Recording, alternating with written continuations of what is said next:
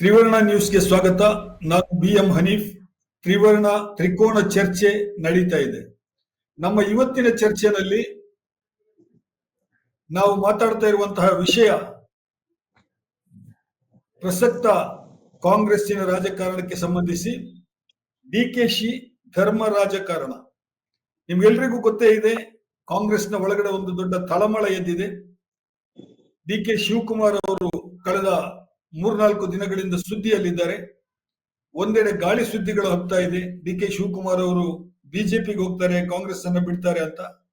ಇನ್ನೊಂದು ಕಡೆಯಿಂದ KPCC ಅಧ್ಯಕ್ಷ ಸ್ಥಾನದಿಂದ DK ಶಿವಕುಮಾರ್ ಅವರನ್ನ ಕದಲಿಸುವಂತಹ ಪ್ರಯತ್ನಗಳು ನಡೀತಾ ಇದೆ. ಇನ್ನೊಂದು ಕಡೆಯಿಂದ ಮುಖ್ಯಮಂತ್ರಿ ಹುದ್ದೆಯ ಮೇಲೆ DK ಶಿವಕುಮಾರ್ ಅವರು ಕಣ್ಣಿಟ್ಟಿದ್ದಾರೆ. ಆ ಹಿನ್ನೆಲೆಯಲ್ಲಿ ಅವರ ರಾಜಕೀಯ ನಡೆಗಳು ಈ ತರ ಇದೆ ಎನ್ನುವಂತ ವಿಶ್ಲೇಷಣೆಗಳು ಕೇಳಿ ಬರ್ತಾ ಇದೆ. ಹನುಮಂತಯ್ಯ ಅವರೇ ಹೇಳಿ. ಕಳೆದ ಕೆಲವು ದಿನಗಳಿಂದ KPCC ಅಧ್ಯಕ್ಷರನ್ನ ಬದಲಾಯಿಸಬೇಕು ಅನ್ನುವಂತಹ ಒಂದು ಕೂಗು ಬಹಳಷ್ಟು ಹಿರಿಯ ನಾಯಕರಿಗೆ ಕೇಳಿ ಬಂತು. ಹೌದು. ಅದಾದ ನಂತರ DK ಶಿವಕುಮಾರ್ ಅವರು ದೆಹಲಿಗೆ ಹೋದ್ರು. ದೆಹಲಿಗೆ ಹೋಗಿ ಕೇಂದ್ರ ಜಲಸಂಪನ್ಮೂಲ ಸಚಿವರನ್ನ ಭೇಟಿಯಾದ್ರು. ಆಮೇಲೆ ಕಾಂಗ್ರೆಸ್ಸಿನ ಹೈಕಮಾಂಡ್ ನಾಯಕರನ್ನ ಭೇಟಿಯಾದ್ರು, AICC ಅಧ್ಯಕ್ಷರನ್ನ ಭೇಟಿಯಾದ್ರು. ಅದೆಲ್ಲ ಆಗಿ ಬಂದ ಮೇಲೆ ಅವರು ಕುಂಭಮೇಳಕ್ಕೆ ಹೋದ್ರು. ಅಲ್ಲಿ ಪವಿತ್ರ ನದಿನಲ್ಲಿ, ಗಂಗಾ ನದಿ ಸ್ನಾನ ಮಾಡಿದ್ರು ಕುಟುಂಬ ಸಮೇತ. ಸ್ನಾನ ಮಾಡಿದ ನಂತರ ಅವರು ಪತ್ರಕರ್ತರ ಜೊತೆ ಮಾತಾಡುವಾಗ ಹೇಳಿದ್ರು, ಬಹಳ ಅತ್ಯದ್ಭುತವಾದಂತ ರೀತಿಯಲ್ಲಿ ಕುಂಭಮೇಳವನ್ನ ಅರೇಂಜ್ ಮಾಡಲಾಗಿದೆ. ಬಹಳ ಚೆನ್ನಾಗಿ ಅಲ್ಲಿಯ ಮುಖ್ಯಮಂತ್ರಿ ಯೋಗಿ ಆದಿತ್ಯನಾಥ್ ಅವರು ಈ ಕಾರ್ಯಕ್ರಮವನ್ನ ಮಾಡಿದ್ದಾರೆ. ಸಣ್ಣ ಪುಟ್ಟ ವ್ಯತ್ಯಾಸಗಳು ಏನಾದ್ರು ಇರಬಹುದು, ಆದ್ರೆ ಬಹಳ ಅತ್ಯುತ್ತಮವಾದ ರೀತಿಯಲ್ಲಿ ಸಂಘಟನೆ ಆದಂತಹ ಬಹಳ ದೊಡ್ಡ ಬೃಹತ್ ಕಾರ್ಯಕ್ರಮ ಅಂತ ಹೊಗಳಿಕೆಯ ಒಂದು ಹೊನ್ನ ಮಳೆಯನ್ನ ಅವ್ರ ಮೇಲೆ ಸುರಿಸಿದ್ರು. ಅದಾಗಿ ಬಂದ ಮೇಲೆ ಶಿವರಾತ್ರಿ ಬಂತು. ಶಿವರಾತ್ರಿ ದಿವಸ ರಾತ್ರಿ ಅವರು ಆಶ್ರಮಕ್ಕೆ ಹೋದ್ರು. ಅಲ್ಲಿ ಅವರ ಜೊತೆಗೆ ಕೇಂದ್ರದ ಗೃಹ ಸಚಿವರಾದಂತಹ ಅಮಿತ್ ಶಾ ಅವರು ಕೂಡ ಇದ್ರು. ಒಂದು ಕಡೆಯಲ್ಲಿ ಕೇಂದ್ರ ಸಚಿವರು, ಇನ್ನೊಂದು ಕಡೆಯಲ್ಲಿ ರಾಜ್ಯದ ಪ್ರಭಾವಶಾಲಿ ಉಪಮುಖ್ಯಮಂತ್ರಿ. ಅಲ್ಲಿ ಶಿವರಾತ್ರಿಯ ದಿನ ಧ್ಯಾನ ನಡೆಯಿತು, ಭಜನೆ ನಡೆಯಿತು, ಪ್ರಾರ್ಥನೆ ನಡೆಯಿತು, ಅದೆಲ್ಲ ಆಯ್ತು. ಆದ್ರೆ DK ಶಿವಕುಮಾರ್ ಅವರು ಅಲ್ಲಿಗೆ ಹೋಗಿದ್ರ ಬಗ್ಗೆ ಅಬ್ಜೆಕ್ಷನ್ ಕೇಳಿ ಬರ್ಲಿಕ್ಕೆ ಶುರುವಾಯ್ತು. ಕಾಂಗ್ರೆಸ್ ಪಕ್ಷದ ಒಳಗಡೆಯಿಂದಲೇ ಇದು ಸರಿಯಲ್ಲ ಅನ್ನುವಂತ ಮಾತು ಕೇಳಿ ಬಂತು.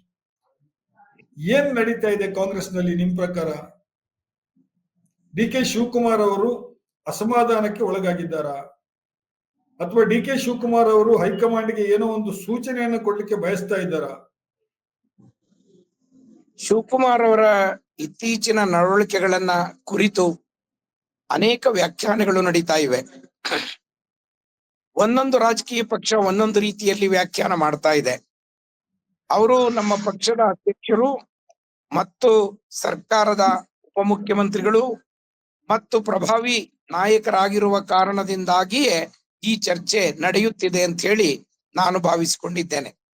ಎರಡನೇದು, ಶಿವಕುಮಾರ್ ಅವರು ಮುಖ್ಯಮಂತ್ರಿ ಸ್ಥಾನದ ಆಕಾಂಕ್ಷಿಯಾಗಿರುವುದರಿಂದ, ಮುಖ್ಯಮಂತ್ರಿ ಆಗಬೇಕು ಅನ್ನುವ ಬಲವಾದ ಅಪೇಕ್ಷೆ ಇಟ್ಕೊಂಡಿರುವುದರಿಂದ ಅವರು ಆಗಬೇಕಾ ಬೇಡವಾ ಅನ್ನುವ ತೀರ್ಮಾನವನ್ನ ಶಾಸಕರು ಮತ್ತು ಹೈಕಮಾಂಡ್ ತೆಗೆದುಕೊಳ್ಳಬೇಕಾಗಿದೆ. ಅದರ ಮೇಲೆ ಅದು ನಿರ್ಧಾರವಾಗ್ತದೆಯೇ ಹೊರತು ಶಿವಕುಮಾರ್ ಅವರ ನಡವಳಿಕೆಯಿಂದ ಅದು ನಿರ್ಧಾರ ಆಗ್ತದೆ ಅಂತ ನನಗೆ ಅನ್ಸೋದಿಲ್ಲ. ಆದ್ರೆ ಶಿವಕುಮಾರ್ ಅವರು ಇತ್ತೀಚಿನ 2 ಘಟನೆಗಳಲ್ಲಿ, ಒಂದು ಕುಂಭಮೇಳವನ್ನ ಕುರಿತ ಸಂದರ್ಭ, ಎರಡನೇದು ಜಗ್ಗಿ ವಾಸುದೇವ್ ಅವರ ಕಾರ್ಯಕ್ರಮದಲ್ಲಿ ಭಾಗವಹಿಸಿದ ಸಂದರ್ಭ, ಎರಡನ್ನು ಕುರಿತು ವಿವಾದಗಳು ಎದ್ದಿವೆ. ಈ ವಿವಾದಗಳು ನಿರೀಕ್ಷೆ ಅಂತೆ ಇವೆ ಅಂತ ನನಗೆ ಅನ್ಸಿದೆ. ಯಾಕೆ ಅಂದ್ರೆ, ಕುಂಭಮೇಳವನ್ನು ಕುರಿತು ಅಖಿಲ ಭಾರತ ಕಾಂಗ್ರೆಸ್ಸಿನ ಅಧ್ಯಕ್ಷರಾದ ಗೌರವಾನ್ವಿತ ಮಲ್ಲಿಕಾರ್ಜುನ್ ಖರ್ಗೆ ಅವರು ಕುಂಭಮೇಳದಲ್ಲಿ ಸ್ನಾನ ಮಾಡುವುದರಿಂದ ಬಡತನ ದೂರವಾಗುವುದಿಲ್ಲ ಅಂತ ಹೇಳಿದ್ರು, ಹೊಟ್ಟೆ ತುಂಬೋದಿಲ್ಲ ಅಂತ ಹೇಳಿದ್ರು. ಅದಕ್ಕೆ ಟೀಕೆಗಳೂ ಬಂದವು. ಆದರೆ ಕುಂಭಮೇಳದಲ್ಲಿ ಬಹುಜನ ಕಾಂಗ್ರೆಸ್ಸಿನ ಮುಖ್ಯ ನಾಯಕರು, ಮುಖ್ಯಮಂತ್ರಿಗಳು, ಮಂತ್ರಿಗಳು, ಉಪಮುಖ್ಯಮಂತ್ರಿಗಳು ಭಾಗವಹಿಸಿದ್ದು ಕಡಿಮೆ. ಈ ಸಂದರ್ಭದಲ್ಲಿ ಶಿವಕುಮಾರ್ ಅವರು ಕುಟುಂಬ ಸಮೇತ ಅದರಲ್ಲಿ ಭಾಗವಹಿಸಿದ್ದು ಟೀಕೆಗೆ ಒಳಗಾಗಿರುವುದು ಅತ್ಯಂತ ಸಹಜವಾದದ್ದು ಅಂತ ನಾನು ಭಾವಿಸಿದ್ದೇನೆ. ಇದರಲ್ಲಿ ಏನೂ ವಿಶೇಷ ಇಲ್ಲ. ಶಿವಕುಮಾರ್ ಅವರ ಹಿಂದೂ ಪ್ರೇಮ ಇದೆಯಲ್ಲ, ದೈವ ಭಕ್ತಿ ಇದೆಯಲ್ಲ, ಆಸ್ತಿಕರಾಗಿ ಅವರ ನಡವಳಿಕೆ ಇದೆಯಲ್ಲ, ಅದು ಯಾವುದು ಹೊಸದಲ್ಲ ಕನ್ನಡಿಗರಿಗೆ ಮತ್ತು ದೇಶಕ್ಕೆ. ಯಾಕೆ ಅಂದ್ರೆ ಅವರು ಆರಂಭದಿಂದಲೂ ತುಂಬಾ ದೈವ ಭಕ್ತರು. ಬಹಳ ಬಹುಶಃ ಬಿಜೆಪಿ RSS ನವರಿಗಿಂತಲೂ ಹೆಚ್ಚಿನ ಮಟ್ಟದಲ್ಲಿ ಅವರು ಭಾಗವಹಿಸಿ ತಮ್ಮ ದೈವ ಭಕ್ತಿಯ ಪ್ರದರ್ಶನವನ್ನ ಅನೇಕ ಸಂದರ್ಭದಲ್ಲಿ ಮಾಡಿದ್ದಾರೆ. ಒಂದ್ ನಿಮಿಷ ಆದ್ರಿಂದ ಅವರ ಈ ನಡವಳಿಕೆ ವಿಶಿಷ್ಟವಾದದ್ದು, ವಿಶೇಷವಾದದ್ದು ಅಂತ ನನಗನ್ಸೋದಿಲ್ಲ. ಹೇಳಿ, ಜಗ್ಗಿ ವಾಸುದೇವ್ ಅವರ ಕಾರ್ಯಕ್ರಮದಲ್ಲಿ ಭಾಗವಹಿಸಿದ್ದು ತುಂಬಾ ಜನರ ಕಣ್ಣನ್ನ ಉಬ್ಬೇರುವಂತೆ ಮಾಡಿತು.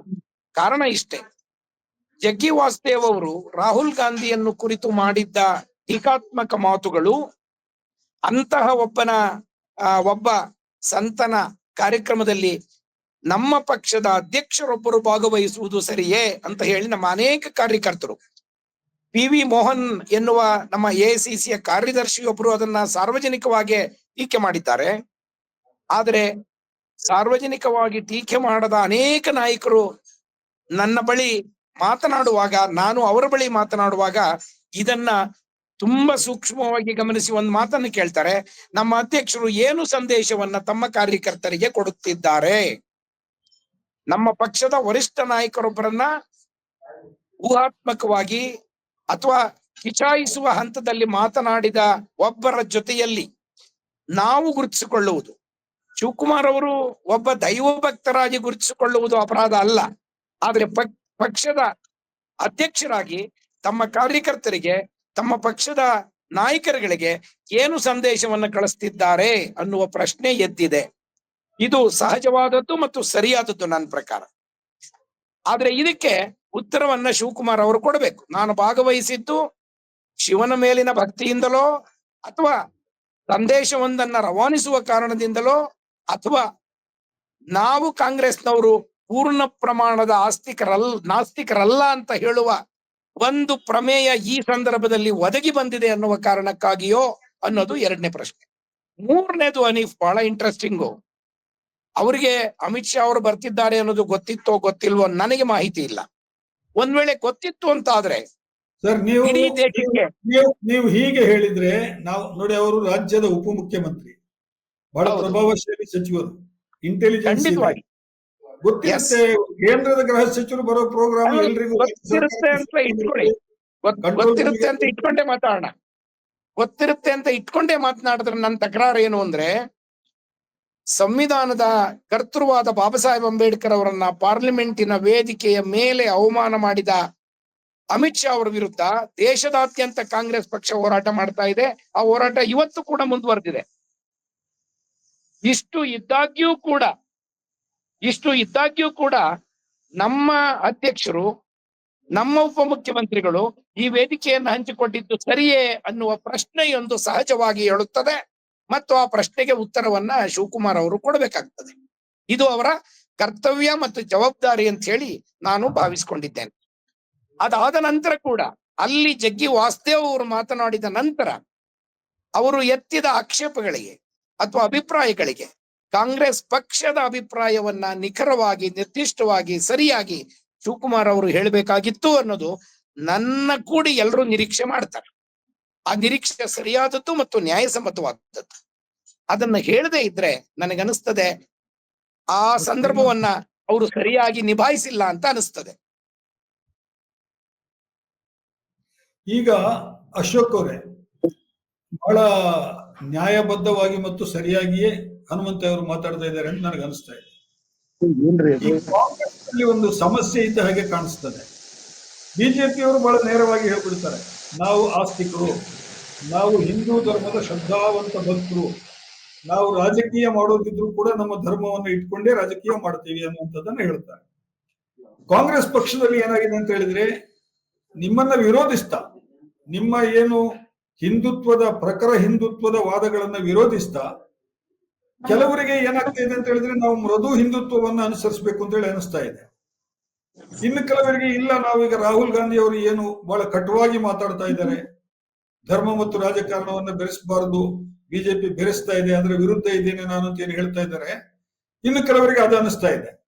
ಕಾಂಗ್ರೆಸ್ ಪಕ್ಷದ ಸಮಸ್ಯೆ ಏನು ಅಂತ ನಿಮ್ಗೆ ಅನಿಸ್ತಾ ಇದೆ ಅಶೋಕ್ ಅವರೇ? ಇದು ಏನಂತಂದ್ರೆ, ನೀವು ಈಗ ಇಬ್ಬರನ್ನ ಕರ್ಸಿದೀರಾ. ಏನಂದ್ರೆ ಒಂದು ಬಿಜೆಪಿ, ಇನ್ನೊಂದು ಕಾಂಗ್ರೆಸ್ ಸಿದ್ದರಾಮಯ್ಯ ಬಣ, ಇನ್ನೊಂದು ನೀವು ಡಿ ಕೆ ಶಿವಕುಮಾರ್ ಬಣದವ್ರನ್ನು ಅವ್ರಿಗೆ ಕರ್ಸ್ಬೇಕಾಗಿತ್ತು. ಯಾಕಂದ್ರೆ ಎಲ್ಲ ಹನುಮಂತಯ್ಯನವರು ಪಾಪ ಹಿರಿಯರು ಎಂತ ಮಾತಾಡ್ತಿದ್ದಾರೆ ಅಂತಂದ್ರೆ, ಡಿ ಕೆ ಶಿವಕುಮಾರ್ ಅವ್ರನ್ನ ಪ್ರಶ್ನೆ ಮಾಡ್ಬೇಕು, ಡಿ ಕೆ ಶಿವಕುಮಾರ್ ಉತ್ತರ ಪಡ್ಕೊಳ್ಬೇಕು ಅಂತಕ್ಕಂತ ಮಾತುಗಳನ್ನ ಕುಚೇಷ್ಟೆ ಮಾಡ್ತಾ ಇದಾರೋ, ಚೇಷ್ಟೆ ಮಾಡ್ತೀಯಾರೋ, ಅಥವಾ ಯಾವ್ದಾದ್ರು ಒಂದು ಕನ್ನಡದ ಇನ್ನೊಂದ್ ಯಾವ್ದಾದ್ರು ಒಂದು ಅದ್ಭುತವಾದ ಪದ ಹುಡುಕಿ ಹೇಳೋಣ. ಆದ್ರೆ ಅವ್ರು ಹೇಳ್ತಿರ್ತಕ್ಕಂಥವ್ರು ಕ್ಲಿಯರ್ ಕಟ್ ಆಗಿ ನಾನ್ ಸಿದ್ದರಾಮಯ್ಯನವ್ರ ಬಣ, ನಾನ್ ಸಿದ್ದರಾಮಯ್ಯನವ್ರ ಪರವಾಗಿದ್ದೀನಿ ಅಂತಕ್ಕಂತ ಮಾತನ್ನ ಸ್ಪಷ್ಟವಾಗಿ ಹೇಳ್ತಾ ಇದ್ದಾರೆ. ಒಂದು ಈ ಕಡೆ. ಎರಡನೇ ವಿಚಾರ, ಅಶೋಕ್ ಅಶೋಕ್ ಒಂದ್ ನಿಮಿಷ. ನಾನು ಮುಗಿಸ್ಬಿಡ್ತೀನಿ. ಹೇಳ್ತೀನಿ. ಒಂದು ಮಾತು ಅಶೋಕ್ ಅವರೇ. ನಾನು ನನ್ನ ಮಾತುಗಳನ್ನ ಮುಗಿಸ್ಬಿಡ್ತೀನಿ. ಆಮೇಲೆ ಎಲ್ಲ ಹನುಮಂತಯ್ಯನವರು ಮತ್ತು ಹನೀಫ್ ಅವರು ಮಾತಾಡ್ಲಿ, ತೊಂದ್ರೆ ಇಲ್ಲ. ಏನಂದ್ರೆ, ನಾವು ಡಿ ಕೆ ಶಿವಕುಮಾರ್ ಅವ್ರ ಭಕ್ತಿ ಭಾವನೆಗಳಿಗೆ ನಾವು ಯಾವುದೇ ರೀತಿ ಪ್ರಶ್ನೆ ಮಾಡಲ್ಲ. ಒಂದು. ಎರಡನೇದು, ಅವರು ಯಾವ ರೀತಿ ಕುಂಭಕ್ಕೆ ಹೋದ್ರು ಮತ್ತು ಅವರು ಯಾವ ರೀತಿ ಪ್ರಶಂಸನೆಯನ್ನ ನಮ್ಮ ಉತ್ತರ ಪ್ರದೇಶ ಸರ್ಕಾರದ ಬಗ್ಗೆ ಮತ್ತು ಅಲ್ಲಿ ವ್ಯವಸ್ಥೆ ಬಗ್ಗೆ ಮಾಡಿದ್ದಾರೆ, ಅದನ್ನು ಸ್ವಾಗತಿಸ್ತೇವೆ ಒಂದ್ ಕಡೆಗೆ. ಎರಡನೇದು, ಅವರ ವೈಯಕ್ತಿಕವಾದಂತಹದ್ದು ಈಶಾ ಫೌಂಡೇಶನ್ಗೆ ಹೋಗ್ತಕ್ಕಂತಹದ್ದು ಮತ್ತು ಅಲ್ಲಿ ಪಾರ್ಟಿಸಿಪೇಟ್ ಮಾಡ್ಬೇಕಾಗಿರೋದು ಅವ್ರವ್ರ ಭಕ್ತಿ, ಅವ್ರವ್ರ ಭಾವ, ಅದಕ್ಕೆ ನಮ್ದೇನಿಲ್ಲ. ಆದ್ರೆ ರಾಹುಲ್ ಗಾಂಧಿ ಒಬ್ಬ ಪ್ರಶ್ನಾತೀತ ನಾಯಕನ, ರಾಹುಲ್ ಗಾಂಧಿ ಅವ್ರನ್ನ ಪ್ರಶ್ನೆ ಮಾಡಬಾರ್ದ? ಅದು ಕಾಂಗ್ರೆಸ್ನ ನಾಯಕರುಗಳಿರ್ಬೇಕು. ಯಾಕೆಂದ್ರೆ ಮೋದಿ ಅವ್ರ ಬಗ್ಗೆ ತಾವು ಮಾತಾಡಿದಾಗ, ಮೋದಿ ಅವ್ರನ್ನ ಟೀಕೆ ಮಾಡಿದಾಗ, ಅಂತವ್ರನ್ನು ಸಹ ಮೋದಿ ಅವರು ಯಾವತ್ತೂ ಸಹ ನೀವು ಬರ್ಬೇಡಪ್ಪ ಪ್ರಧಾನ ಮಂತ್ರಿ ಕಚೇರಿಗೆ ಅಥವಾ ಬೇರೆ ಕಡೆ ಬರಬೇಡಿ ಅಂತ ಅಂದ್ಬಿಟ್ಟು ಹೇಳಲ್ಲ. ಯಾಕೆಂದ್ರೆ ಶರದ್ ಪವಾರ್ ಅಂತ ಒಬ್ಬ ನಾಯಕರಿಗೆ ಮೋದಿ ಅವ್ರನ್ನ ಎಷ್ಟು ಟೀಕೆ ಮಾಡಿದ್ದಾರೆ. ಆಗ ಮೋದಿ ಅವ್ರು ನಡ್ಕೊಳ್ತಕ್ಕಂತ ರೀತಿ ಶರದ್ ಪವಾರ್ ಜೊತೆ ಇರ್ಬೋದು ಅಥವಾ ಬೇರೆ ಬೇರೆ ನಾಯಕರುಗಳ ಜೊತೆ ಇರ್ಬೋದು, ಇನ್ಕ್ಲೂಡಿಂಗ್ ಮಮತಾ ಬ್ಯಾನರ್ಜಿ ಅವ್ರ ಬಗ್ಗೆನೂ ಸಹ ಯಾವ ರೀತಿ ಮೋದಿ ಅವ್ರು ಮಾತಾಡ್ತಾರೆ, ಮಮತಾ ಬ್ಯಾನರ್ಜಿ ಯಾವ ರೀತಿ ಮಾತಾಡ್ತಾರೆ, ಇದೆಲ್ಲ ನೋಡ್ಬೇಕಾಗಿರ್ತಕ್ಕಂತ ವಿಚಾರ. ಇದೆಲ್ಲ ಒಂದ್ ಕಡೆಗೆ. ಆದ್ರೆ ನಮ್ಮ ವಾದ ಏನು ಅಂತಂದ್ರೆ, ಈಗ ಅತ್ಯಂತ ಪ್ರಮುಖವಾದದ್ದು, ಈ ರೀತಿ ನಾವು ಒಂದು ಸೆಕ್ಯುಲರ್ ಅನ್ನತಕ್ಕಂತಹವರು ಯಾವ ರೀತಿ ಕುಕ್ಕರ್ ಬಾಂಬ್ ಬ್ಲಾಸ್ಟ್ ಮಾಡಿದಂತಹ ವ್ಯಕ್ತಿ ನಮ್ಮ ಬ್ರದರ್ಸ್ ಅಂದಂತಹ ಡಿ ಕೆ ಶಿವಕುಮಾರ್ ಅವರು, ಮತ್ತು ಕನಕಪುರ ದೇವರ ಬೆಟ್ಟದಲ್ಲಿ ಹೋಗ್ಬಿಟ್ಟು ನಾವೊಂದು ದೊಡ್ಡದಾಗಿ ಯೇಸು ಕ್ರಿಸ್ತನ ಒಂದು ಶಿಲಾನ್ಯಾಸ ಮಾಡ್ಬಿಡ್ತೀವಿ ಅಂತ ಹೇಳಿ ಬೆಟ್ಟನೇ ಬರ್ಕೊಟ್ಬಿಟ್ಟವ್ರು, ಈಗ ಬಂದು ನಾವು ಹಿಂದೂ ಪರವಾಗೂ ಇದ್ದೀನಿ ಅಂತ ಹೇಳ್ತಕ್ಕಂಥವ್ರು ಯಾವ ರೀತಿ ಮೆಸೇಜ್ ನ ಕೊಡ್ಲಿಕ್ಕೆ ಹೊರಟಿದ್ದಾರೆ ಅಂದ್ರೆ, ನೀವೇನಾದ್ರೂ ಅನ್ಕೊಂಡಿದ್ರೆ ಅಕಸ್ಮಾತ್ ನಾನು ಈ ರೀತಿ ಸ್ಟ್ಯಾಂಡ್ ಗಳನ್ನ ಮಾಡಿ ನಾನು ಒಂದ್ ಕಡೆ ಹಿಂದೂ ನಾಯಕನಾಗ್ಬಿಡ್ತೀನಿ, ಮುಸ್ಲಿಂ ನಾಯಕರಾಗಿ ಸಿದ್ದರಾಮಯ್ಯ ಎದ್ಬಿಟ್ಟಿದ್ದಾರೆ ಅಂತ ಹೇಳಿ ಕರ್ನಾಟಕದ ಕನ್ನಡಿಗ ಜನತೆ ಏನಿದೆ ಕಿವಿ ಮೇಲೆ ಹೂವ ಮುಡ್ಕೊಂಡಿಲ್ಲ. ಯಾಕೆ ಅಂತಂದ್ರೆ, ನೀವು ಮುಸಲ್ಮಾನರಿಗೂ ಒಂದ್ ಕಡೆ ಏನು ಮಾಡಿಲ್ಲ, ನಾನ್ ಬೇಕಾದ್ರೆ ಅದಕ್ಕೆ ಎಕ್ಸಿಬಿಟ್ಸ್ ಮಾಡ್ತೀನಿ ತಮ್ಗೆ, ಅಥವಾ ಹಿಂದೂ ಸಮಾಜಕ್ಕೆ ತಾವು ಮಾಡ್ಕೊಂಡ್ ಬಂದಿರ್ತಕ್ಕಂತ ಉದಯಗಿರಿಯಲ್ಲಿ ನಡೆದಂತ ಗಲಾಟೆ ಇರ್ಬೋದು, ಅಥವಾ ತಲ್ವಾರ್ ಪ್ರದರ್ಶನ ಇರ್ಬೋದು ಶಿವಮೊಗ್ಗ ಮತ್ತು ಕೋಲಾರಲ್ಲಿ, ಮತ್ತು ಆ ಹಾನೂರಲ್ಲಿ ಹಾನಗಲ್ಲಲ್ಲಿ ನಡೆದಂತ ಮಹಿಳಾ ರೇಪ್ ಇದ್ದಾಗ ತಾವ್ ರೇಪಿಸ್ಟ್ ಗಳ ಪರವಾಗಿ ನಿಂತ್ಕೊಂತೀರಾ, ಆ ಮಹಿಳಾ ಪರವಾಗಿ ನಿಂತ್ಕೊಳ್ಳ, ತನ್ವೀರ್ ಸೇಠ್ ಅವ್ರ ಮೇಲೆ ಅಟ್ಯಾಕ್ ಮಾಡಿದಂತಹ ಕಿಡಿಗೇಡಿಗಳ ಪರವಾಗಿ ನಿಂತ್ಕೊಂತೀರಾ, ತನ್ವೀರ್ ಸೇಠ್ ಅವ್ರ ಪರವಾಗಿ ನಿಂತ್ಕೊಳ್ಳಲ್ಲ. ಹಾಗೆ ದಲಿತ ನಾಯಕರಾದಂತಹ ನಮ್ಮ ಅಖಂಡ ಶ್ರೀನಿವಾಸ್ ಮೂರ್ತಿ ಅವ್ರ ಮನೆ ಮೇಲೆ ಅಟ್ಯಾಕ್ ಆದಾಗ ಅವ್ರ ಪರವಾಗಿ ನ್ಯಾಯ ಇದ್ರು ಅವ್ರ ಪರವಾಗಿ ನಿಂತ್ಕೊಳ್ಳಲ್ಲ, ಕಿಡಿಗೇಡಿಗಳ ಪರವಾಗಿ ನಿಂತ್ಕೊಂತೀರಾ. ಇಂತಹ ಒಂದು ಹಿಂದೂ ಸ್ಟ್ಯಾಂಡ್ ಆದ್ರೆ, ಇನ್ನು ಮುಸಲ್ಮಾನರು ಮದ್ರಾಸಾಗಳನ್ನ ಸರ್ವೆ ಮಾಡಿ ಅದ್ರ ರಿಪೋರ್ಟ್ ಕೊಡಿ ಅಂತ ಹೇಳಿ ಮನಮೋಹನ್ ಸಿಂಗ್ ಸರ್ಕಾರ ಒಂದು ಆದೇಶ ಮಾಡ್ತದೆ. ಅದಕ್ಕೆ ಫಂಡ್ ಕೊಡಿ ಅಂತ ಅಂದ್ಬಿಟ್ಟು ಕೇಂದ್ರ ಸರ್ಕಾರ ನಮ್ಮ ನರೇಂದ್ರ ಮೋದಿ ಅವ್ರು ಬಂದ ಮೇಲೆ ಅದಕ್ಕೆ ಫಂಡ್ ಕೊಡ್ಬೇಕು, ನೀವು ಆ ಫಂಡ್ ನ ಅಲೋಕೇಟ್ ಮಾಡಿ ಸರ್ವೆ ಮಾಡಿಸಿ ಅಂತಾರೆ.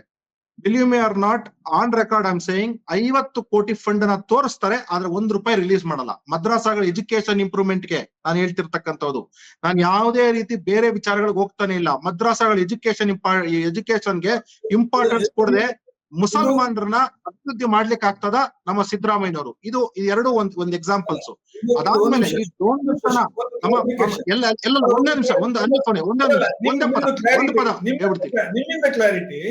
ಇದು ನೀವು ಪ್ರಧಾನಮಂತ್ರಿ ಅವರ ಅಲ್ಪಸಂಖ್ಯಾತರ ಯೋಜನೆ ಬಗ್ಗೆ ಹೇಳ್ತಾ ಇದ್ರೆ, ಕಾರ್ಯಕ್ರಮದ ಬಗ್ಗೆ ಹೇಳ್ತಾ ಇದ್ದೀರಾ? ಇದು ಮದ್ರಸಾಗಳ ಮದ್ರಸಾಗಳಲ್ಲಿ ಪೆಡಗಾಜಿಕಲ್ ಇಂಪ್ರೂವ್ಮೆಂಟ್ ಅಂತ, ಇನ್ಫ್ರಾಸ್ಟ್ರಕ್ಚರಲ್ ಇಂಪ್ರೂವ್ಮೆಂಟ್ ಅಂತ ಹೇಳಿ ಒಂದು ಯೋಜನೆ ಆಗ್ತದೆ. ಯಾವಾಗ ಅಂತಂದ್ರೆ, ಅದು ಆಕ್ಚುಲಿ ಪಿ ವಿ ನರಸಿಂಹರಾವ್ ಅವ್ರ ಕಾಲದಲ್ಲಿ ಒಂದು ಫಾರ್ಮುಲಾ ಆಗ್ತದೆ, ವಾಜಪೇಯಿ ಅವ್ರ ಕಾಲಕ್ಕೆ ಅದೊಂದು ದೊಡ್ಡ ಫಾರ್ಮುಲಾ ಕಂಪ್ಲೀಟ್ ಆಗ್ತದೆ. ಮನಮೋಹನ್ ಸಿಂಗ್ ಸರ್ಕಾರ ಏನ್ ಮಾಡ್ತದೆ ಅಂತಂದ್ರೆ, ಅದಕ್ಕೆ ಒಂದು ಕರೆಕ್ಟ್ ಆಗಿ ಯಾವ ರೀತಿ ಡೆವಲಪ್ಮೆಂಟ್ ಮಾಡ್ಬೇಕು ಅಂತಾರೆ, ಅದ್ರ ಪೆಡಗಾಜಿ ಸೇರ್ಸಿರಲ್ಲ. ನರೇಂದ್ರ ಮೋದಿ ಅವರು ಪ್ರಧಾನಮಂತ್ರಿ ಆದಾಗ ಪೆಡಗಾಜಿಕಲ್ ಇಂಪ್ರೂವ್ಮೆಂಟ್, ಈಗ ನಾನು ಶಿಕ್ಷಣದಲ್ಲಿ ನಾನು ಶಿಕ್ಷಣ ತಜ್ಞ ಆಗಿರೋದ್ರಿಂದ, ನನ್ನ ಕೆಲಸ ಅದೇ ಆಗಿರೋದ್ರಿಂದ ಅದು ಹೇಳ್ತಾ ಇದ್ದೀನಿ. ಪೆಡಗಾಜಿಕಲ್ ಇಂಪ್ರೂವ್ಮೆಂಟ್, ಇನ್ಫ್ರಾಸ್ಟ್ರಕ್ಚರಲ್ ಇಂಪ್ರೂವ್ಮೆಂಟ್ ಗೆ ನೀವು ಸರ್ವೆ ಮಾಡಿ ಕಳಿಸಿ, ಮಿಕ್ಕಿರ್ತಕ್ಕಂಥ ನಾವು ಫಂಡ್ ನ ಕೊಡ್ತೀವಿ ಅಂತ ಹೇಳಿ ನರೇಂದ್ರ ಮೋದಿ ಸರ್ಕಾರ ಹೇಳ್ತೇವೆ. ಇದ್ರೆ ನಮ್ಮ ಸಿದ್ದರಾಮಯ್ಯನವರು ಚೀಫ್ ಮಿನಿಸ್ಟರ್ ಆಗಿದ್ದಾಗ 50 ಕೋಟಿ ಸುಮ್ನೆ ಹೆಸರು ತೋರಿಸ್ತಾರೆ, ₹1 ರಿಲೀಸ್ ಮಾಡಲ್ಲ. ಆದ್ರಿಂದಾಗಿ ಮದ್ರಾಸಾಗಳ ಎಜುಕೇಶನ್ ಇಂಪ್ರೂವ್ಮೆಂಟ್ ಆಗಲಿಲ್ಲ ಅಂತಕ್ಕಂತಹದ್ದು ಒಂದು ವಿಚಾರ ಆಯ್ತು. ಇನ್ನು ಎಲ್ಲ ಹನುಮಂತಯ್ಯನವರು ಹೇಳ್ತಾರೆ ದಲಿತ ವಿರೋಧಿ ಬಿಜೆಪಿಯವರ, ದಲಿತ ವಿರೋಧಿ ಕಾಂಗ್ರೆಸ್ಸಿಗರು. ನೀವು ಬಾಬಾ ಸಾಹೇಬ್ರು ಬದುಕಿದ್ದಾಗ ನೀವು ಅವ್ರಿಗೆ ಮರ್ಯಾದೆ ಕೊಡ್ಲಿಲ್ಲ. ರಮೇಶ್ ಕುಮಾರ್ ಅವರು ಸದನದಲ್ಲಿ ಹೇಳ್ತಾರೆ ಯಾವ ರೀತಿ ಅವಮಾನ ನೀವು ನಮ್ಮ ಬಾಬಾ ಸಾಹೇಬ್ರಿಗೆ ಮಾಡಿದ್ರಿ ಅಂತ ಹೇಳಿ. ಅವರ ಡೆಡ್ ಬಾಡಿನ ತಗೊಂಬರಕ್ಕೆ ಅವ್ರ ಹತ್ರ ಹಣ ಇಸ್ಕೊಂಡಂತವ್ರು ತಾವು.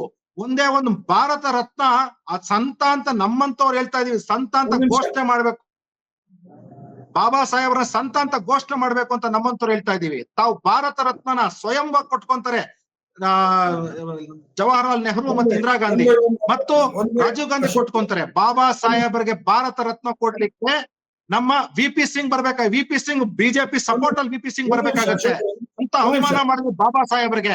ಬಾಬಾ ಸಾಹೇಬರ ಬಗ್ಗೆ ಎಲ್ಲ ಹನುಮಂತಯ್ಯನವರೇ, ತಾವು ಕಾಂಗ್ರೆಸ್ ನಲ್ಲಿ ಇರೋವರೆಗೂ ತಾವು ಮಾತಾಡಕ್ಕಾಗಲ್ಲ. ಕಾಂಗ್ರೆಸ್ ಬಿಟ್ಟು ಬನ್ನಿ, ಬಿಜೆಪಿ ಸರಿ, ಬಾಬಾ ಸಾಹೇಬ್ರಿಗೆ ಸಂತ ಅಂತ ಘೋಷಣೆ ಮಾಡೋಣ. ಮಾಡ್ತೀರಾ ಸಂತ ಅಂತ? ತಾವು ಸಂತ ಅಂತ ಘೋಷಣೆ ಮಾಡಕ್ಕಾಗತ್ತ ನಿಮ್ಗೆ? ಬಾಬಾ ಸಾಹೇಬ್ರ ಸಂತ ಅಂತ ಘೋಷಣೆ ಮಾಡೋದಕ್ಕೋಸ್ಕರ ಆರು ಯೋಜನೆಗಳನ್ನ ಮಾಡಿದೀವಿ. 6 ಯೋಜನೆಗಳನ್ನ ಸಾಹೇಬ್ರ ಬಗ್ಗೆ ಮಾತಾಡ್ಬೇಕಾದ್ರೆ ಎಚ್ಚರಿಕೆ ಕಾಂಗ್ರೆಸ್ಸಿಗರಿಗೆ. ಅಶೋಕ್ ಅವರೇ, ಒಂದ್ ನಿಮಿಷ, ನಾವು ವ್ಯಾಪ್ತಿಯನ್ನ ಹಿರಿದಾಗಿಸ್ತಾ ಹೋಗೋದು ಬೇಡ. ಈಗ ಟು ದಿ ಸಬ್ಜೆಕ್ಟ್. ಬಾಬಾ ಸಾಹೇಬ್ರ ಬಗ್ಗೆ ಎಮೋಷನ್ಸ್ ಅಂತಕ್ಕಂತಹದ್ದು ನಮಗೂ ಇದೆ. ನಾವು ಬಿಜೆಪಿ ಆಗಿರ್ಬೋದು, ನಾನೊಬ್ಬ ದಲಿತ ಅಲ್ಲದೆ ಇರ್ಬೋದು, ಆದ್ರೆ ಬಾಬಾ ಸಾಹೇಬ್ರ ಬಗ್ಗೆ ಮಾತಾಡ್ತಕ್ಕಂಥ ನೈತಿಕತೆ ಕಾಂಗ್ರೆಸ್ಸಿಗರು ಇಲ್ಲ.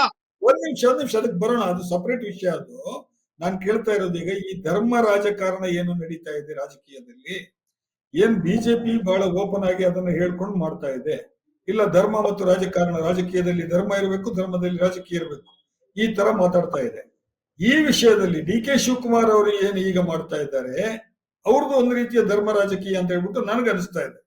ಆ ಹಿನ್ನೆಲೆಯಲ್ಲಿ ನಾನು ನಿಮ್ಮನ್ನ ಕೇಳಿದ್ದು, ಕಾಂಗ್ರೆಸ್ನ ಈ ಧರ್ಮ ರಾಜಕೀಯದ ಬಗ್ಗೆ ನಿಮ್ಗೆ ಏನ್ ಅನ್ಸುತ್ತೆ ಅಂತ. ನೀವು ಪೂರ್ತಿ ಎಲ್ಲವನ್ನ ನಾವೀಗ ಮಾತಾಡಿದ್ರೆ ಇಲ್ಲಿ ಸಮಯ ಸಾಲಲ್ಲ ನಮ್ಗೆ, ಅದು ಆಮೇಲೆ ಮಾತಾಡೋಣ. ನಾವು ಅಂಬೇಡ್ಕರ್ ಬಗ್ಗೆನೇ ಒಂದು ಚರ್ಚೆ ಮಾಡೋಣ. ನಾನು ನಿಮ್ಮನ್ನು ಕರಿತೀನಿ, ಹನುಮಂತಯ್ಯವರನ್ನು ಕರಿತೀನಿ. ಸೊ ಹನುಮಂತಯ್ಯವರೇ, ಈಗ ಅವರು ಕೇಳಿದ ಪ್ರಶ್ನೆನಲ್ಲಿ ಆ ನಂತರದ ಪಾರ್ಟ್ ಬಿಟ್ಬಿಡಿ, ಅಂಬೇಡ್ಕರ್ ಅವರದ್ದು ವಿಷಯ ಎಲ್ಲ ಬಿಟ್ಬಿಡಿ. ಆರಂಭದಲ್ಲಿ ಅವರು ಕೆಲವು ಮಾತುಗಳನ್ನ ಹೇಳಿದ್ರು. ಕಾಂಗ್ರೆಸ್ ಧರ್ಮಕ್ಕೆ ಸಂಬಂಧಿಸಿ ಯಾವ ತರ ನಡ್ಕೊಳ್ತಾ ಇದೆ, ಧರ್ಮ ರಾಜಕಾರಣಕ್ಕೆ ಸಂಬಂಧಿಸಿ ಯಾವ ತರ ನಡ್ಕೊಳ್ತಾ ಇದೆ ಅಂತ. ಕಾಂಗ್ರೆಸ್ ಪಕ್ಷ ಸಂವಿಧಾನದಲ್ಲಿ ಧರ್ಮವನ್ನು ಕುರಿತು ಏನು ಹೇಳಿದೆ ಅದರ ಪರಿಪಾಲನೆಯನ್ನ ಸ್ವಾತಂತ್ರ್ಯ ಬಂದ ದಿನದಿಂದ ಇವತ್ತಿನವರೆಗೆ ಪಾಲನೆ ಮಾಡ್ಕೊಂಡು ಬಂದಿದೆ. ನಾವು ಧರ್ಮವನ್ನು ಕುರಿತಂತೆ ಅತಿ ಪ್ರೇಮವನ್ನು ಅಥವಾ ಧರ್ಮ ವಿರೋಧಿ ಅತಿ ನಿಲುವನ್ನು ಯಾವತ್ತೂ ಪ್ರದರ್ಶನ ಮಾಡಿಲ್ಲ. ಸಂವಿಧಾನದಲ್ಲಿ ಎಲ್ಲರಿಗೂ ಪೂಜೆಯ ಹಕ್ಕಿದೆ, ಆ ಹಕ್ಕನ್ನು ಕೊಟ್ಟಿದ್ದೇವೆ. ಎಲ್ಲರೂ ತಮಗೆ ಅನಿಸಿದ ಧರ್ಮ ಪರಿಪಾಲನೆ ಮತ್ತು ಧರ್ಮಾಂತರ ಮಾಡೋದಕ್ಕೆ ಅವಕಾಶ ಇದೆ ಸಂವಿಧಾನದಲ್ಲಿ.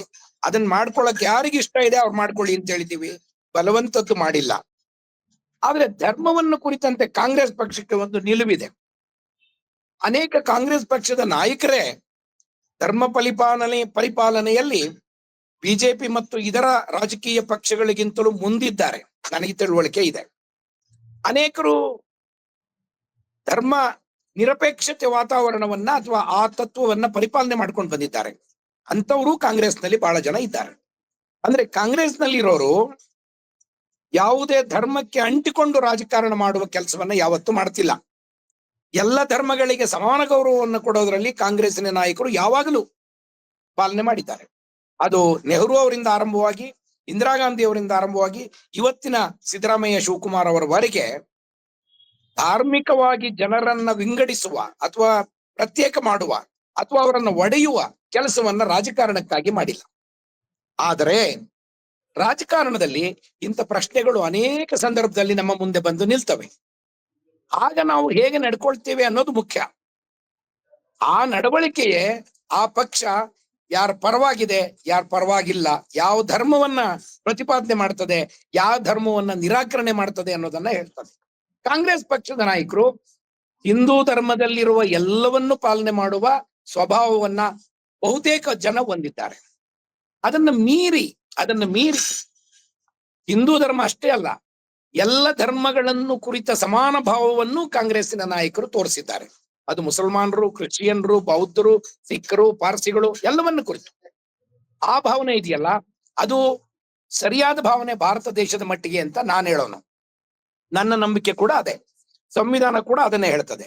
ಆದ್ರೆ ಕೆಲವರನ್ನ ತುಷ್ಟೀಕರಣ ಮಾಡ್ತೀವಿ ಅನ್ನೋ ಆರೋಪ ಇದೆಯಲ್ಲ ಕಾಂಗ್ರೆಸ್ನವ್ರ ಮೇಲೆ, ಇದು ಕೇವಲ ಆರೋಪವೇ ಹೊರತು ಬಹುಸಂಖ್ಯಾತರನ್ನ ಒಂದು ಕಡೆ ಒಗ್ಗೂಡಿಸುವ ಒಂದು ತಂತ್ರವಾಗಿ ಇದನ್ನ ಬಳಸ್ತಿದ್ದಾರೆಯೇ ಹೊರತು ಅದರಲ್ಲಿ ಹುರುಳಿಲ್ಲ ಅನ್ನೋದನ್ನ ನಾವು ಮೊದಲು ಅರ್ಥ ಮಾಡ್ಕೊಳ್ಬೇಕು ಅಂತ ಅನಿಸ್ತದೆ. ಶಿವಕುಮಾರ್ ಅವ್ರಿಗಿಂತಲೂ ಧರ್ಮ ವೀರಗಳು ಬೇಕೇ ನಿಮಗೆ ಕಾಂಗ್ರೆಸ್ನಲ್ಲಿ? ಅವರು ಕುಂಭಮೇಳಕ್ಕೂ ಹೋಗ್ತಾರೆ, ಜಗ್ಗಿ ವಾಸುದೇವರ ಹತ್ರ ಹೋಗ್ತಾರೆ. ಆದ್ರೆ ಇದಕ್ಕೆ ಅಪವಾದ ಎತ್ತಿರೋರು, ತಕರಾರು ತೆಗ್ದಿರೋರು ಬೇರೆ ಪಕ್ಷದವರಲ್ಲ, ಕಾಂಗ್ರೆಸ್ ಪಕ್ಷದವರು. ಕಾರಣ ಏನು ಅಂದ್ರೆ, ಜಗ್ಗಿ ವಾಸುದೇವ್ ಅವರ ಮಾತು ಒಬ್ಬ ಸಂತನ ರೀತಿಯಲ್ಲಿ ಇಲ್ಲ ಅನ್ನೋದು. ಅವರು ರಾಹುಲ್ ಗಾಂಧಿಯ ಬಗ್ಗೆ ಆಡಿದ ಮಾತುಗಳು, ಕಾಂಗ್ರೆಸ್ ಅನ್ನು ಕುರಿತು ಆಡಿದ ಮಾತುಗಳು, ಕಾಂಗ್ರೆಸ್ ತತ್ವವನ್ನು ಕುರಿತು ಅವರು ಆಂತರ್ಯದಲ್ಲಿ ಇಟ್ಟುಕೊಂಡಿರುವ ಭಾವ, ಇವೆಲ್ಲವನ್ನ ಗಮನಿಸಿದ್ರೆ ಜಗ್ಗಿ ವಾಸುದೇವ್ ಅವರ ಕಾರ್ಯಕ್ರಮಕ್ಕೆ ಶಿವಕುಮಾರ್ ಅವರು ಹೋಗ್ಬೇಕಾಗಿತ್ತೇ ಅನ್ನುವ ಪ್ರಶ್ನೆ ಅನೇಕರಿಗಿದೆ. ಆ ಪ್ರಶ್ನೆಗೆ ನಾನು ಹೇಳಿದಂತೆ ಶಿವಕುಮಾರ್ ಅವರೇ ಉತ್ತರ ಕೊಡ್ಬೇಕು, ಸಾರ್ವಜನಿಕವಾಗಿ ಉತ್ತರ ಕೊಡ್ಬೇಕು. ಅದ್ರಲ್ಲಿ ಏನು ಅನುಮಾನ ಇಲ್ಲ, ಅದೇನು ಅಪರಾಧ ಕೂಡ ಅಲ್ಲ. ಆದ್ರೆ ಅವ್ರು ಕುಂಭಮೇಳಕ್ಕೆ ಹೋಗಿ ಪುಣ್ಯ ಸ್ನಾನ ಮಾಡಿದ್ದೀನಿ ಅಂತ ಹೇಳಿದ್ದು ನನಗೆ ಅವರ ಅಭಿಪ್ರಾಯ, ಅದು ಪಕ್ಷದ ಅಭಿಪ್ರಾಯ ಅಲ್ಲ. ಆದ್ರೆ ತಕರಾರು ಎಲ್ಲಿಂದ ಶುರುವಾಗಿರೋದು ಅಂದ್ರೆ, ಪಕ್ಷದ ಅಧ್ಯಕ್ಷರಾಗಿ ನೀವು ಮಾಡುವ ಪ್ರತಿಯೊಂದು ಕೆಲಸವು ಪಕ್ಷದ ಕಾರ್ಯಕರ್ತರಿಗೆ ಮಾರ್ಗದರ್ಶನವಾಗ್ತದೆ ಅಥವಾ ಒಂದು ರೀತಿಯ ಪರೋಕ್ಷ ಆದೇಶವಾಗ್ತದೆ. ಆ ರೀತಿಯಲ್ಲಿ ಧರ್ಮ ನಿರಪೇಕ್ಷವಾಗಿ ನಡೆದುಕೊಳ್ಳುವ ಕೆಲಸವನ್ನ ಪಕ್ಷದ ನಾಯಕರು ಮಾಡಬೇಕು ಅಂತೇಳಿ ನಮ್ಮ ಪಕ್ಷದ ಕಾರ್ಯಕರ್ತರು ನಿರೀಕ್ಷೆ ಮಾಡಿದ್ರೆ ಅವರು ಸರಿ ಅಂತ ಹೇಳ್ತೀನಿ, ನಾಯಕರು ಸರಿ ಅಂತ ನಾನು ಹೇಳೋದಿಲ್ಲ. ಆದ್ರಿಂದ ಈ ವಿಚಾರದಲ್ಲಿ ಶಿವಕುಮಾರ್ ಅವರು ಈವರೆಗೆ ಯಾವ ಪ್ರತಿಕ್ರಿಯೆಯನ್ನು ವ್ಯಕ್ತ ಮಾಡಿಲ್ಲ. ಅನೇಕ ರೀತಿಯ ಅಭಿಪ್ರಾಯಗಳಿವೆ. ಒಂದು ಅಭಿಪ್ರಾಯ ಹೇಳ್ತೀನಿ, ಶಿವಕುಮಾರ್ ಅವರು ಹೀಗೆ ಮಾಡುವ ಮೂಲಕ ಹೈಕಮಾಂಡ್ಗೆ ಒಂದು ಸಂದೇಶವನ್ನ ಕಳಿಸಿದ್ದಾರೆ ಅಂತ ಕೆಲವು ರಾಜಕೀಯ ವಿಶ್ಲೇಷಕರು ವ್ಯಾಖ್ಯಾನ ಮಾಡ್ತಾ ಇದ್ದಾರೆ. ಇನ್ನು ಕೆಲವರು ಹೇಳ್ತಿದ್ದಾರೆ, ಶಿವಕುಮಾರ್ ಅವರು ಪಕ್ಷದಲ್ಲಿರುವ ಒಡಕನ್ನ ಅಥವಾ ಇವರ ಮೇಲಿನ ಆಕ್ರೋಶವನ್ನ ಅಥವಾ ಇವರ ಮೇಲೆ ಇರ್ತಕ್ಕಂಥ ಅಸಮಾಧಾನವನ್ನ ನೀಗಿಕೊಳ್ಳುವ ಕ್ರಮವಾಗಿ ಈ ರೀತಿಯ ಕಾರ್ಯಕ್ರಮಗಳನ್ನು ಮಾಡ್ತಿದ್ದಾರೆ ಅಂತ ಇನ್ನೂ ಕೆಲವರು ವ್ಯಾಖ್ಯಾನ ಮಾಡಿದ್ದಾರೆ. ಅವೆಲ್ಲವೂ ಸತ್ಯ ಇರಬಹುದು, ಇಲ್ದೇನೂ ಇರಬಹುದು. ಆದ್ರೆ ಶಿವಕುಮಾರ್ ಅವರು ತಮ್ಮ ಈ ನಡೆಗೆ ಕಾರಣವೇನು ಎಂದು ಸಾರ್ವಜನಿಕವಾಗಿ ಹೇಳುವವರೆಗೆ ಅವರ ನಿಜವಾದ ಉದ್ದೇಶ ಈ ರೀತಿಯ ಅನೇಕ ಅನುಮಾನಗಳಿಗೆ, ವ್ಯಾಖ್ಯಾನಗಳಿಗೆ, ಅಪವ್ಯಾಖ್ಯಾನಗಳಿಗೆ, ಬೇರೆ ಬೇರೆ ರೀತಿಯ ಸಂದೇಶವನ್ನು ಕಳಿಸುವ ಕೆಲಸಗಳಿಗೆ ಕಾರಣವಾಗ್ತದೆ ಅನ್ನೋದು ಬಹಳ ಮುಖ್ಯ ಅಂತ ನಾನು ಈ ಸಂದರ್ಭದಲ್ಲಿ ಹೇಳೋದಕ್ಕೆ ಬಯಸ್ತೇನೆ. ಹನೀಫ್ ಅವರೇ. ಎಸ್ ಅಶೋಕ್ ಅವರೇ, ಆಯ್ತು. ಈಗ ಡಿ ಕೆ ಶಿವಕುಮಾರ್ ಅವರು ಈ ಸಂದೇಶವನ್ನು ಹೈಕಮಾಂಡ್ಗೆ ಕಳಿಸ್ತಾ ಇದ್ದಾರೆ ಅಂತಲೇ ನಾವು ಅಂದ್ಕೊಳ್ಳೋಣ. ಯಾಕಂತ ಹೇಳಿದ್ರೆ ಅನುಮಾನ ಬರೋದು ಸಹಜ ನಮಗೆ. ಒಂದು ಕಡೆಯಲ್ಲಿ ಕೆಪಿಸಿಸಿ ಅಧ್ಯಕ್ಷ ಹುದ್ದೆಗೆ ದೊಡ್ಡ ಜಟಾಪಟಿ ನಡೀತಾ ಇದೆ. ಬಹಳ ಪ್ರಬಲವಾದಂತಹ 4 ಮಂದಿ ದಲಿತ ನಾಯಕರು ಅದ್ರ ಬಗ್ಗೆ ಬಹಿರಂಗವಾಗಿ ಮಾತನಾಡಿದ್ದಾರೆ. ನಮ್ಮ ಸತೀಶ್ ಜಾರಕಿಹೊಳಿ ಅವರು ಇರ್ಬೋದು, ಡಾಕ್ಟರ್ ಪರಮೇಶ್ವರ್ ಅವರು ಕೂಡ ಇತ್ತೀಚೆಗೆ ಬಹಳ ಸ್ಪಷ್ಟವಾಗಿ ಮಾತಾಡಿದ್ದಾರೆ. ರಾಜಣ್ಣ ಅವರಂತೂ ಬಹಳ ಅಗ್ರೆಸಿವ್ ಆಗಿ ಮಾತಾಡ್ತಾ ಇದ್ದಾರೆ. ಮಹದೇವಪ್ಪ ಅವರು ಬಹಳ ನೇರವಾಗಿ ಹೇಳ್ತಾ ಇದ್ದಾರೆ. ಇದೆಲ್ಲ ನಡೀತಾ ಇದ್ದಾಗ ಕೆಪಿಸಿಸಿ ಕುರ್ಚಿಯನ್ನ ಉಳಿಸ್ಕೊಳ್ಬೇಕು ಅಂತ ಹೇಳಿ ಆದ್ರೆ ನಾನು ಇಂಥದ್ದೊಂದು ರಾಜಕೀಯ ಆಟವನ್ನ ಆಡಬೇಕು ಅಂತ ಹೇಳ್ಬಿಟ್ಟು ಡಿ ಕೆ ಶಿವಕುಮಾರ್ ಅವರ ಮನಸ್ಸಿನಲ್ಲಿ ಒಂದು ಆಲೋಚನೆ ಬಂದಿರಬಹುದು. ಇದು ಹೈಕಮಾಂಡ್ಗೆ ನಾವು ನೇರವಾಗಿ ಹೇಳ್ಬೇಕು ಅಂದ್ರೆ, ಆತರ ಹೇಳೋದು ಚೆನ್ನಾಗಿರಲ್ಲ ಅಂದ್ರೂ ಕೂಡ ಹೈಕಮಾಂಡ್ ಅನ್ನ ಬ್ಲಾಕ್ ಮೇಲ್ ಮಾಡುವಂತ ಒಂದು ರಾಜಕೀಯ ತಂತ್ರ ಎಂಬುದಾಗಿ ನಾವು ಪತ್ರಕರ್ತರು ಹಲವು ಮಂದಿ ವಿಶ್ಲೇಷಣೆ ಮಾಡಿದೀವಿ ಇದನ್ನು. ಈಗ ನಾನು ನಿಮಗ್ ಕೇಳ್ತಾ ಇರೋ ಪ್ರಶ್ನೆ, ಡಿ ಕೆ ಶಿವಕುಮಾರ್ ಅವರು ಬಿಜೆಪಿಗೆ ಬಂದ್ರೆ ಸ್ವಾಗತಿಸ್ತೀರಾ? ನಮ್ಮ ಪಕ್ಷ ಸಿದ್ಧಾಂತಗಳನ್ನ ನಂಬಿ ಯಾರೇ ಬರ್ಲಿ ನಾವು ಸ್ವಾಗತ ಮಾಡ್ತೇವೆ. ಅದು ಇನ್ಕ್ಲೂಡಿಂಗ್ ಸಿದ್ದರಾಮಯ್ಯನವರು ಬಿಜೆಪಿ ಕದಾ ತಟ್ಟಿದ್ರು ಅನ್ನತಕ್ಕಂಥದ್ದು 2009 ವಿಚಾರ. 2009 ವಿಚಾರ ಪ್ರಶ್ನೆಗೆ ಪ್ರಶ್ನೆ ಅಲ್ಲ. 2009 ಯೋಚನೆ ಮಾಡ್ತಿದ್ದಾರೆ ಸಿದ್ದರಾಮಯ್ಯನವರು 2009 ಬಿಜೆಪಿ ಕದಾ ತಟ್ಟಿದ್ರು ಅಂತಕ್ಕಂಥವ್ರು ಆವತ್ತಿನ ವಿಚಾರ. ಇವತ್ತು 2025 ಡಿ ಕೆ ಶಿವಕುಮಾರ್ ಏನಾದ್ರು ನನಗೆ ಮುಖ್ಯಮಂತ್ರಿ ಸ್ಥಾನ ಸಿಗೋದಿಲ್ಲ ಕಾಂಗ್ರೆಸ್ ಪಾರ್ಟಿಲಿ, ಕಾಂಗ್ರೆಸ್ ಪಾರ್ಟಿ ನನ್ನಂತ ಶ್ರಮಿಕ ಜೀವಿನ ತುಳಿಯುತ್ತೆ ಅಂತ ಯಾವಾಗಾದ್ರೂ ಅನ್ಸ್ತ್ರೆ ಅವ್ರಿಗೆ, ಈಗ ಹೇಗೆ ಜ್ಯೋತಿರಾದಿತ್ಯ ಸಿಂಧ್ಯಾ ಬಂದಿದ್ದಾರೆ ಅಥವಾ ಜಿತೇಂದ್ರ ಪ್ರಸಾದ್ ಅವ್ರು ಬಂದಿದ್ದಾರೆ, ಈ ತರ ತುಂಬಾ ಅನೇಕ ಜನ ನಾಯಕರು ಬಂದಿದ್ದಾರೆ, ಇನ್ಕ್ಲೂಡಿಂಗ್ ನಮ್ಮ ಅಸ್ಸಾಂನ ಚೀಫ್ ಮಿನಿಸ್ಟರ್ ಸಹ ಬಿಸ್ವಾಸ್ ಅವರು ಸಹ ಅಲ್ಲಿಂದನೇ ಬಂದಂತವ್ರು. ಆದ್ರೆ ಏನಕ್ಕೆ ಅಂದ್ರೆ ಯಾವ ರೀತಿಯ ಶ್ರಮಿಕ ಜೀವಿಗಳನ್ನ ಕಾಂಗ್ರೆಸ್ ಪಕ್ಷ ಹೀಯಾಳಿಸುತ್ತೆ ಅಂತ ಹೇಳಿದಾಗ ಅವ್ರಿಗೆ ಬೇರೆ ಯಾವ್ದಾದ್ರು ಪಕ್ಷಗಳಲ್ಲಿ ಆಪರ್ಚುನಿಟಿ ಕಾಣಿಸಿದಾಗ ಅವ್ರು ಬರ್ಬೋದು. ಅದನ್ನ ನಾವು ನಮ್ದು ಒಂದೇ ಒಂದು, ನಾವು ಸನಾತನ ಅನ್ನತಕ್ಕಂಥ ಸಿದ್ಧಾಂತ ಮತ್ತು ಭಾರತ ಅನ್ನತಕ್ಕಂಥ ಸಿದ್ಧಾಂತ ಏನಿದೆ ಇದಕ್ ನಾವು ಬದ್ಧರಾಗಿರ್ತಕ್ಕಂಥದ್ದು. ಸನಾತನ ಅಂದ್ರೆ ಏನು ಅಂದ್ರೆ ವಸುದೇವ ಕುಟುಂಬ. ಅದರಲ್ಲಿ ಒಬ್ಬ ಹಿಂದೂ ಬರೋದಿಲ್ಲ, ಒಬ್ಬ ಮುಸಲ್ಮಾನ ಕೇವಲ ಮುಸಲ್ಮಾನ ಅನ್ನೋ ಕಾರಣಕ್ಕೆ ಬರಲ್ಲ. ಎಲ್ಲಾ ಜನ ಯಾರೇ ಆಗ್ಲಿ, ಯಾರು ಈ ನೆಲ ಮತ್ತು ಈ ಸಂಸ್ಕೃತಿಯನ್ನು ಈ ನೆಲ ಮತ್ತು ಸಂಸ್ಕೃತಿಯನ್ನ ಪೂಜಿಸ್ತಾರೆ ಅಂತವರೆಲ್ಲ ಬರ್ತಾರೆ. ಅದು ಗೊತ್ತಿದೆ. ನಾನು ಹೇಳ್ತಾ ಇರೋದು ಅದು ಕರೆಕ್ಟ್. ನೀವ್ ಹೇಳ್ತಾ ಇರೋದು ನಿಮ್ಮ ಸಿದ್ಧಾಂತವನ್ನೆಲ್ಲ ನಾನು ಒಪ್ಕೊಳ್ಳಿಲ್ಲ ಅಂದ್ರೂ ನನ್ಗೆ ಗೊತ್ತಿದೆ, ನನಗೆ ಅದೆಲ್ಲ. ನಾನ್ ಕೇಳ್ತಾ ಇರೋದು ಬಹಳ ನೇರವಾದಂತ ಪ್ರಶ್ನೆ. ಯಾಕೆ ಅಂತ ಹೇಳಿದ್ರೆ, ನೀವ್ ಏನ್ ಬೇರೆ ಉದಾಹರಣೆ ಕೊಟ್ರಿ, ಸಿಂಧಿಯಾ ಅವ್ರದ್ದಾಗ್ಲಿ ಇನ್ನೊಬ್ಬರದ್ದಾಗ್ಲಿ ಅಲ್ಲ, ಅಲ್ಲಿ ಈ ತರದ ರಾಜಕೀಯ ಈಕ್ವೇಶನ್ಗಳು ಇರ್ಲಿಲ್ಲ. ಕರ್ನಾಟಕದಲ್ಲಿ ಈಗ ಡಿ ಕೆ ಶಿವಕುಮಾರ್ ಏನಾದ್ರು ಬಿಜೆಪಿಗೆ ಬರ್ತಾರೆ ಅಂತ ಹೇಳಿ ಆದ್ರೆ ಅವರು ನಿಮ್ಮ ಹತ್ರ ಯಾರ ಹತ್ರನು ಕೇಳಿ ಬರ್ತಾ ಇಲ್ಲ, ರಾಜ್ಯ ನಾಯಕರ ಹತ್ರ.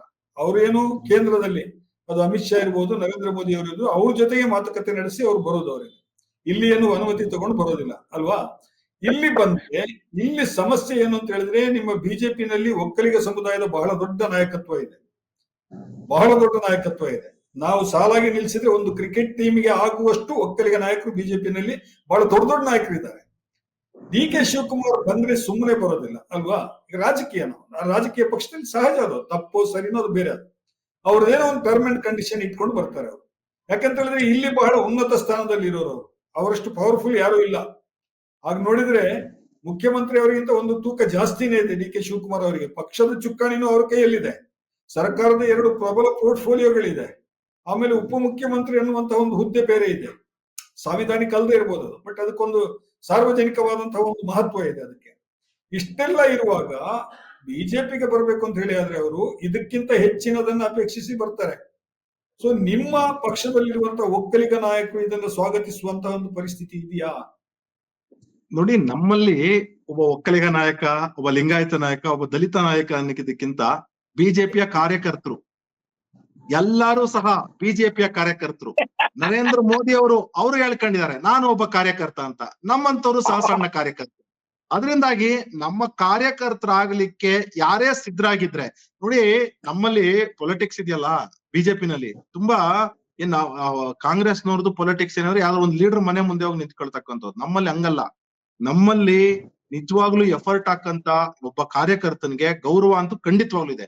ಇವತ್ತು ನಾವು ನಮ್ಮಂತ ಒಬ್ಬ ಸಣ್ಣ ಕಾರ್ಯಕರ್ತರು ಸಹ ಎಫರ್ಟ್ ಹಾಕಿದ್ರೆ ನಮ್ಗೆ ಗೌರವ ಸಿಗುತ್ತೆ. ನಾವೇನ್ ಯಾವ ನಾಯಕರ ಮನೆ ಮುಂದೆ ಹೋಗಿ ನಿಂತ್ಕೊಳ್ಳಲ್ಲ. ಆದ್ರೆ ನಮಗೇನಂದ್ರೆ ಒಂದ್ ಕೆಲ್ಸ ಕೊಟ್ಟಿದ್ರೆ ಆ ಕೆಲ್ಸನ ಚಾಚು ತಪ್ಪದಿದ್ದಂಗ್ ಮಾಡಿದ್ರೆ ನಮಗ್ ಗೌರವ ಖಂಡಿತವಾಗ್ಲೂ ಸಿಗುತ್ತೆ.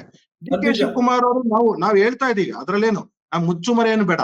ಸಂಘಟನಾತ್ಮಕವಾಗಿ ಒಂದು ಒಳ್ಳೆ ಕೆಲಸ ಮಾಡ್ತಕ್ಕಂತ ವ್ಯಕ್ತಿ, ಅದ್ರಲ್ಲಿ ಯಾವ್ದು ಡೌಟ್ ಬೇಡ. ಆದ್ರೆ ಸೇಮ್ ಈಕ್ವಲಿ ಕರಪ್ಷನ್ ಸಿಸ್ಟಮ್ಸ್ ಅಲ್ಲಿ ಅವ್ರು ಇನ್ವಾಲ್ವ್ ಆಗಿದಾರ, ಅನೇಕ ಉದಾಹರಣೆಗಳಿವೆ. ಅದಕ್ಕೆ ಅನೇಕ ಜನ ಮಾತಾಡ್ತಾರೆ ಮತ್ತು ಅನೇಕ ಸಾಕ್ಷಿಗಳು ಸಿಕ್ಕಿದೆ. ಇಡಿನಲ್ಲಿ ಕೇಸ್ ಆಗಿದೆ, ಇದ್ರಲ್ಲೆಲ್ಲ ಕೇಸ್ ಆಗಿದೆ, ಅದೆಲ್ಲ ಒಂದ್ ವಿಚಾರ. ಆದ್ರೆ ನಾವು ಹೇಳ್ತಕ್ಕಂತಹದ್ದು ಒಬ್ಬ ಬಿಜೆಪಿಯ ಕಾರ್ಯಕರ್ತರಾಗಿ ಯಾರೇ ಬಂದ್ರು ಸಹ ನಮ್ಮ ಸಿದ್ಧಾಂತಕ್ಕೆ ಒಪ್ಪಿಗೆ ಇರ್ತಕ್ಕಂಥವ್ರು, ಭಾರತ ನೆಲೆ ಮತ್ತು ಸಂಸ್ಕೃತಿ ಮತ್ತು ಭಾರತೀಯ ನೆಲೆಗಟ್ಟಿನಲ್ಲಿ ಕೆಲಸ ಮಾಡ್ತಕ್ಕಂತಹ ಅಪೇಕ್ಷೆ ಇರ್ತಕ್ಕಂಥವರು ಪ್ರತಿಯೊಬ್ಬರಿಗೂ ಸ್ವಾಗತ. ಅವ್ರು ಯಾವುದೇ ಧರ್ಮ, ಯಾವುದೇ ಜಾತಿ, ಯಾವುದೇ ಇದಿದ್ರು ಪರವಾಗಿಲ್ಲ. ಈಗ ಅದು ನೀವ್ ಏನ್ ಹೇಳಿದ್ರಿ, ಕೇಸು ಗೀಸೆಲ್ಲ ಅವರು ಗಂಗಾ ನದಿನಲ್ಲಿ ಹೋಗಿ ಪವಿತ್ರ ಸ್ನಾನ ಮಾಡಿದ್ದಾರೆ.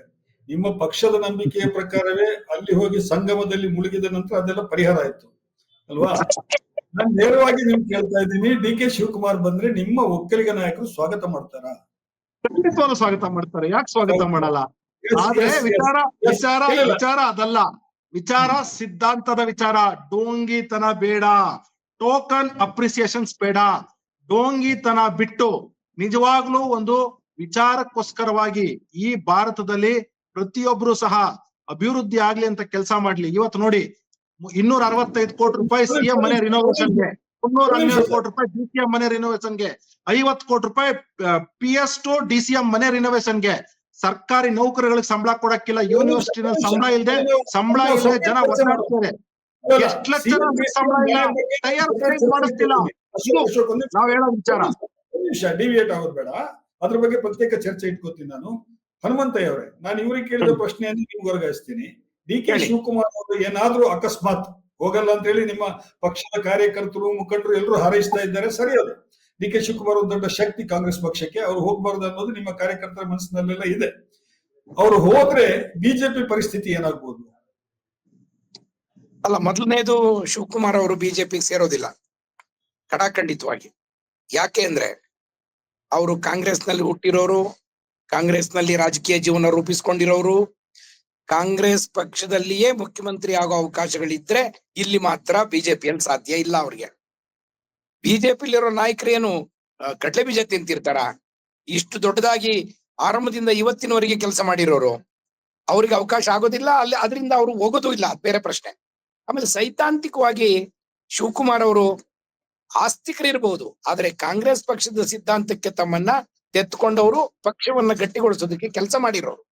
ಅಂತವ್ರು ಬಿಜೆಪಿಗೆ ಹೋಗ್ತಾರೆ ಅನ್ನುವ ಊಹಾಪೋಹವನ್ನ ಬಿಜೆಪಿಯವರು ಏನಾದ್ರೂ ಬಿತ್ತಿದ್ರೆ ಅದು ಅವ್ರಿಗೆ ಒಂದು ಆಸೆ ಇದೆ ಅಂತ ಭಾವಿಸಬಹುದೇ ಹೊರತು ಶಿವಕುಮಾರ್ ಹೋಗ್ತಾರೆ ಅಂತ ಅಲ್ಲ.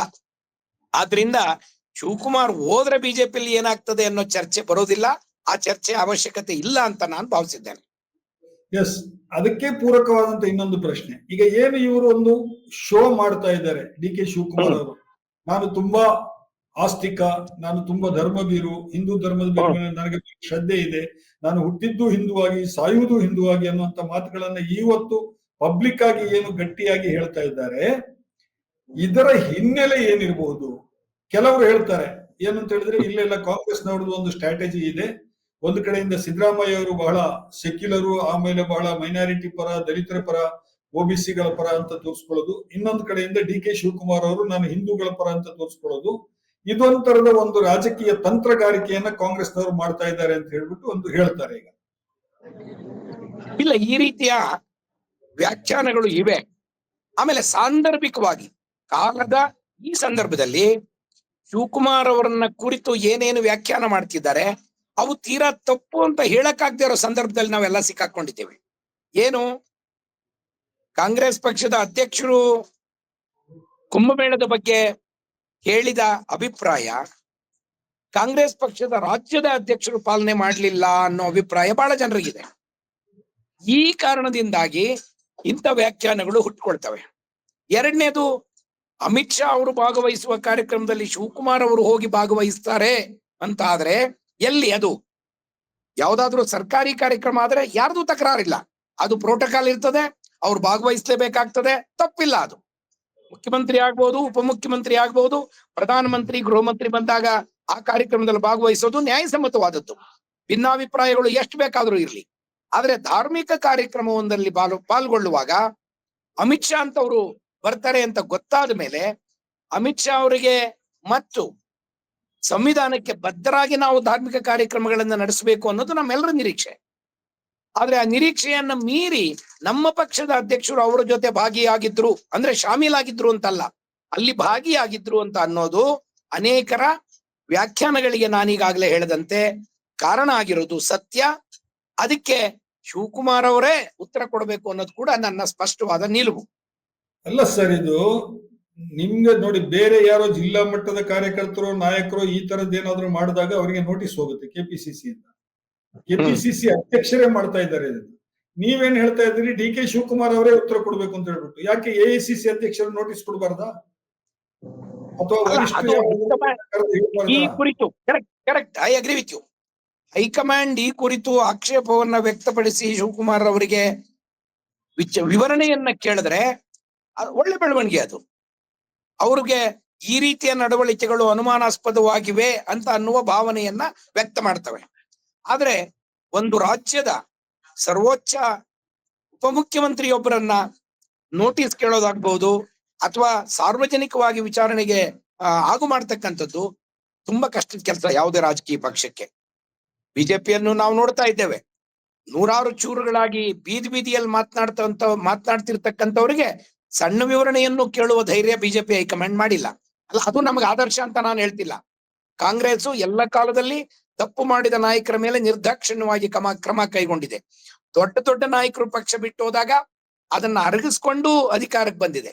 ಇಷ್ಟೆಲ್ಲವನ್ನು ಮೀರಿ ಇವತ್ತು ಕಾಂಗ್ರೆಸ್ ಹೈಕಮಾಂಡ್ಗೆ ಶಿವಕುಮಾರ್ ಅವರ ನಡೆ ಅನುಮಾನಾಸ್ಪದ ಅಂತ ಅನ್ಸಿದ್ರೆ ಖಂಡಿತವಾಗಿ ವಿವರಣೆಯನ್ನ ಕೇಳ್ತಾರೆ, ಇದು ನನಗೆ ಅನ್ಸುತ್ತದೆ. ಇಲ್ಲ, ನಿಮ್ ಪಕ್ಷದಲ್ಲಿ ನೋಡಿ, ಈಗ ಒಂದು ಸಲ ಈ ಪ್ರಶ್ನೆ ಬಂತು, ಮುಂದಿನ ಮುಖ್ಯಮಂತ್ರಿ ಯಾರು, ಮುಖ್ಯಮಂತ್ರಿ ಬದಲಾವಣೆ ಆಗ್ಬೇಕು ಇಲ್ಲ ಕೆಪಿಸಿಸಿ ಅಧ್ಯಕ್ಷರ ಬದಲಾವಣೆ ಬೇಕು ಅನ್ನೋದೆಲ್ಲ ಬಂತು. ಒಂದು ವಾರ, ಒಂದು 10 ದಿನಗಳ ಕಾಲ ಕಾಂಗ್ರೆಸ್ನ ಬೇರೆ ಬೇರೆ ನಾಯಕರು ಇದನ್ನ ಮಾತಾಡ್ತಾ ಹೋದ್ರು. ಎಐಸಿಸಿ ಅಧ್ಯಕ್ಷರು ಬಂದವರು ಹೇಳಿದ್ರು ಎಲ್ಲರೂ ಬಾಯಿ ಮುಚ್ಕೊಂಡು ಕೂತ್ಕೊಳ್ಳಿ ಅಂತ ಹೇಳಿದ್ರು. ಯಾರು ಇಂಥದ್ದನ್ನು ಬಹಿರಂಗವಾಗಿ ಮಾತಾಡಬಾರ್ದು, ಬಾಯಿ ಮುಚ್ಕೊಂಡು ಕೂತ್ಕೊಳ್ಳಿ ಅಂತ ಹೇಳಿದ್ರು. ಒಂದು ದಿನ ಬಾಯಿ ಮುಚ್ಚಿದ್ರು, ಏನು ಸ್ಟೇಟ್ಮೆಂಟ್ ಬರ್ಲಿಲ್ಲ ಪೇಪರ್ ನಲ್ಲಿ. ಅದರ ಮರು ದಿವಸದಿಂದ ಮತ್ತೆ ಅದೇ ತರದ ಹೇಳಿಕೆಗಳು ಶುರುವಾಯ್ತು. ಹಾಗಾಗಿ ಈಗ ಶಿವಕುಮಾರ್ ಪ್ರಕರಣದಲ್ಲಿಯೂ ಕೂಡ ಹೈಕಮಾಂಡ್ ಏನಾದ್ರೂ ಕ್ರಮ ಕೈಗೊಳ್ಳುತ್ತದೆ ಅಂತ ಹೇಳಿ ನಿಮ್ಗೆ ಅನಿಸ್ತದ?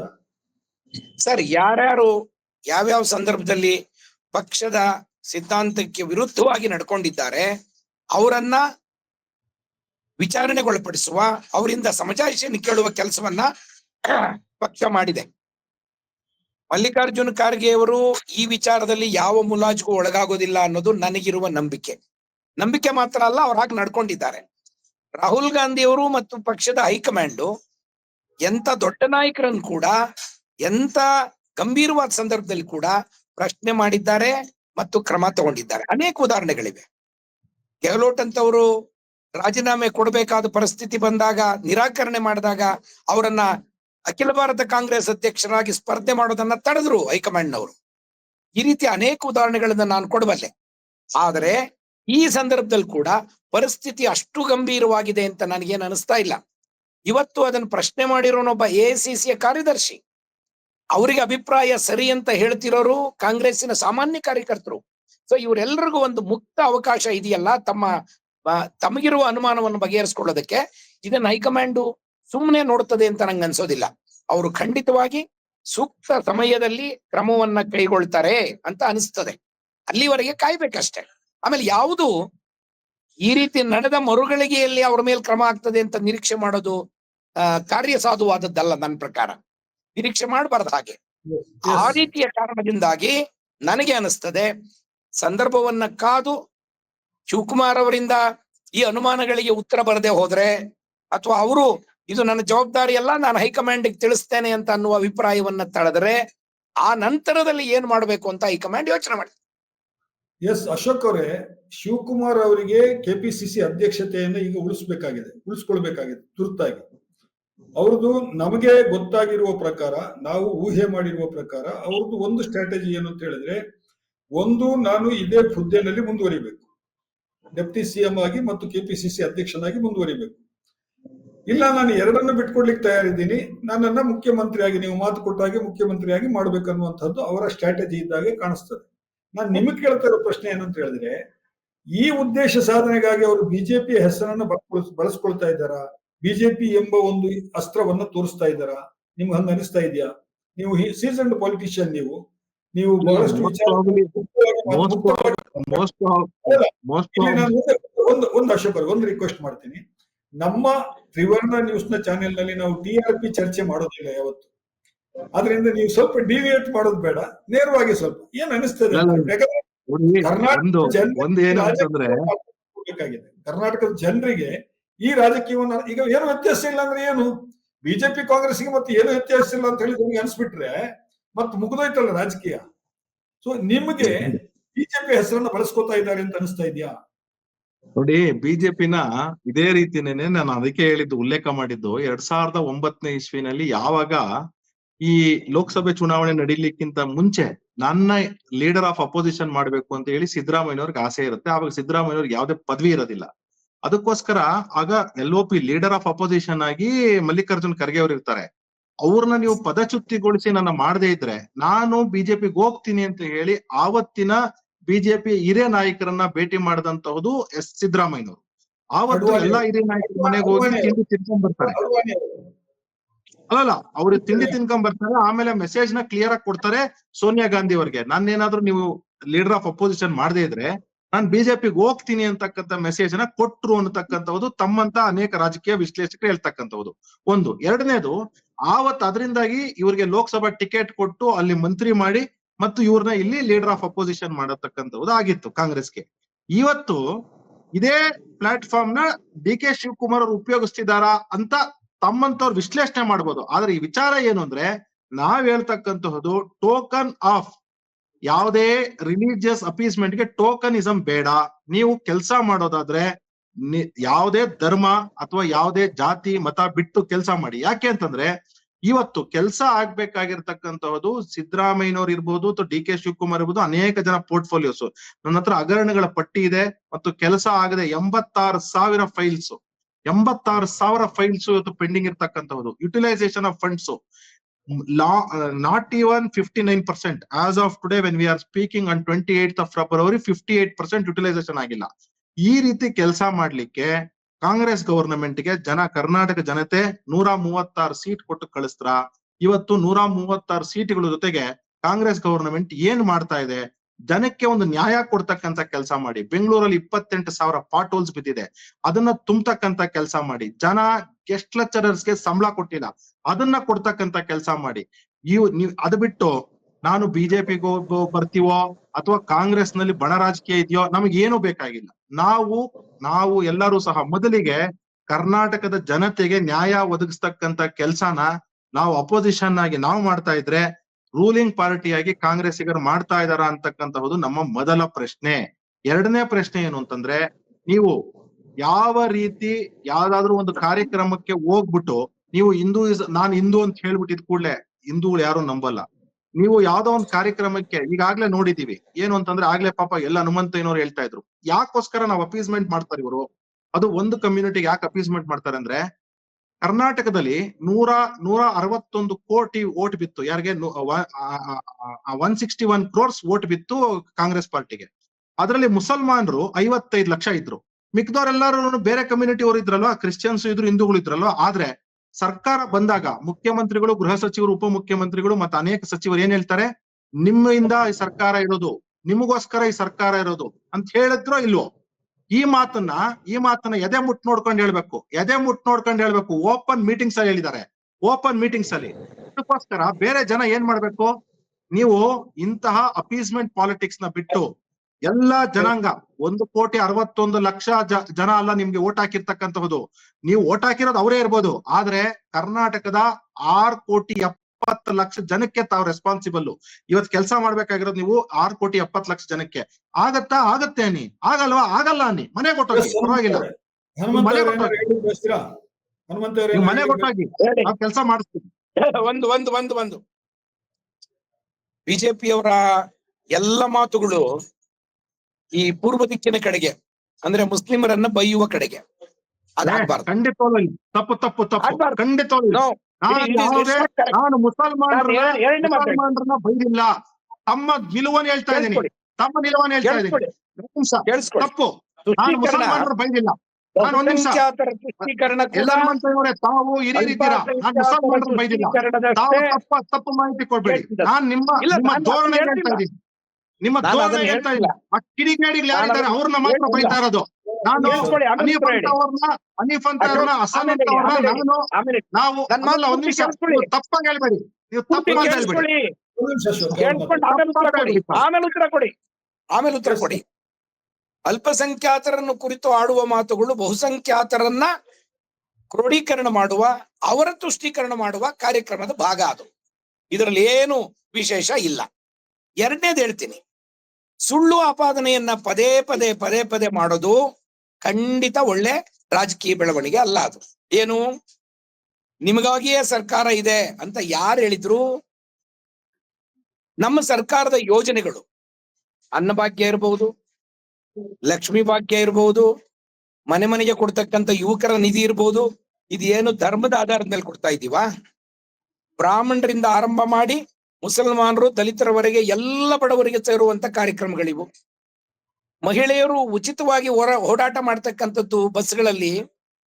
For the first time in the history ಎಂದೂ ಮನೆ ಬಿಟ್ಟು ಹೊರಗೆ ಹೋಗದೆ ಇರ್ತಕ್ಕಂಥ ಹೆಣ್ಮಕ್ಳು ಇವತ್ತು ಅನೇಕ ಊರುಗಳಿಗೆ ಸಂಚಾರ ಮಾಡಿ, ನಾನು ಕೂಡ ಪುರುಷರಂತೆ ನಿರ್ಭಯವಾಗಿ ಎಲ್ಲ ಕಡೆಗೆ ಸಂಚಾರ ಮಾಡಬಲ್ಲೆ ಅನ್ನೋದನ್ನ ಸಾಬೀತು ಮಾಡಿದ್ದಾರೆ. ಅದು ಯಾವುದೇ ಜಾತಿಗೆ, ಧರ್ಮಕ್ಕೆ ಸೀಮಿತವಾದ ಕಾರ್ಯಕ್ರಮ ಅಲ್ಲ. ಹಾಗೆ ಅಕ್ಕಿ ನಾವು ಎಲ್ಲ ಬಡವರಿಗೆ ಕೊಡ್ತಾ ಇದ್ದೇವೆ, ಎಲ್ಲ ಜಾತಿಯ ಧರ್ಮದ ಬಡವರಿಗೆ ಕೊಡ್ತಾ ಇದ್ದೇವೆ. ಅದು ನಿರ್ದಿಷ್ಟವಾದ ತುಷ್ಟೀಕರಣದ ಕಾರ್ಯಕ್ರಮ ಅಲ್ಲ. ಕಾಂಗ್ರೆಸ್ಸಿನ ನಂಬಿಕೆ ಅದು. ಕಾಂಗ್ರೆಸ್ ನಂಬಿಕೆ ಏನು ಅಂದ್ರೆ, ಯಾರು ಸಬಲರಿದ್ದಾರೆ ಅವರಿಗೆಲ್ಲ ಯಾರು ಅಸಹಾಯಕರಿದ್ದಾರೆ ಅವರನ್ನ ಸಬಲೀಕರಣಗೊಳಿಸುವ ಕಾರ್ಯಕ್ರಮದಲ್ಲಿ ನಮ್ಮ ನಂಬಿಕೆ. ಆ ಕಾರ್ಯಕ್ರಮಗಳನ್ನು ನಾವು ಕೊಟ್ಟಿದ್ದೇವೆ, ನಡೆಸ್ತಾ ಇದ್ದೇವೆ. ಇವತ್ತಿಗೂ ಬಿಜೆಪಿ ಹೇಳ್ತಿರೋದೇನು, ಈ ಕಾರ್ಯಕ್ರಮಗಳು ಯಾವುದನ್ನ ಫ್ರೀ ಬೀಸ್ ಅಂತ ಕರೀತಾರೆ, ಉಚಿತ ಕೊಡುಗೆಗಳು ಅಂತ. ಅವು ಉಚಿತ ಕೊಡುಗೆ ಅಲ್ಲ, ಸರ್ಕಾರದ ಜವಾಬ್ದಾರಿಯ ಕೊಡುಗೆಗಳವು.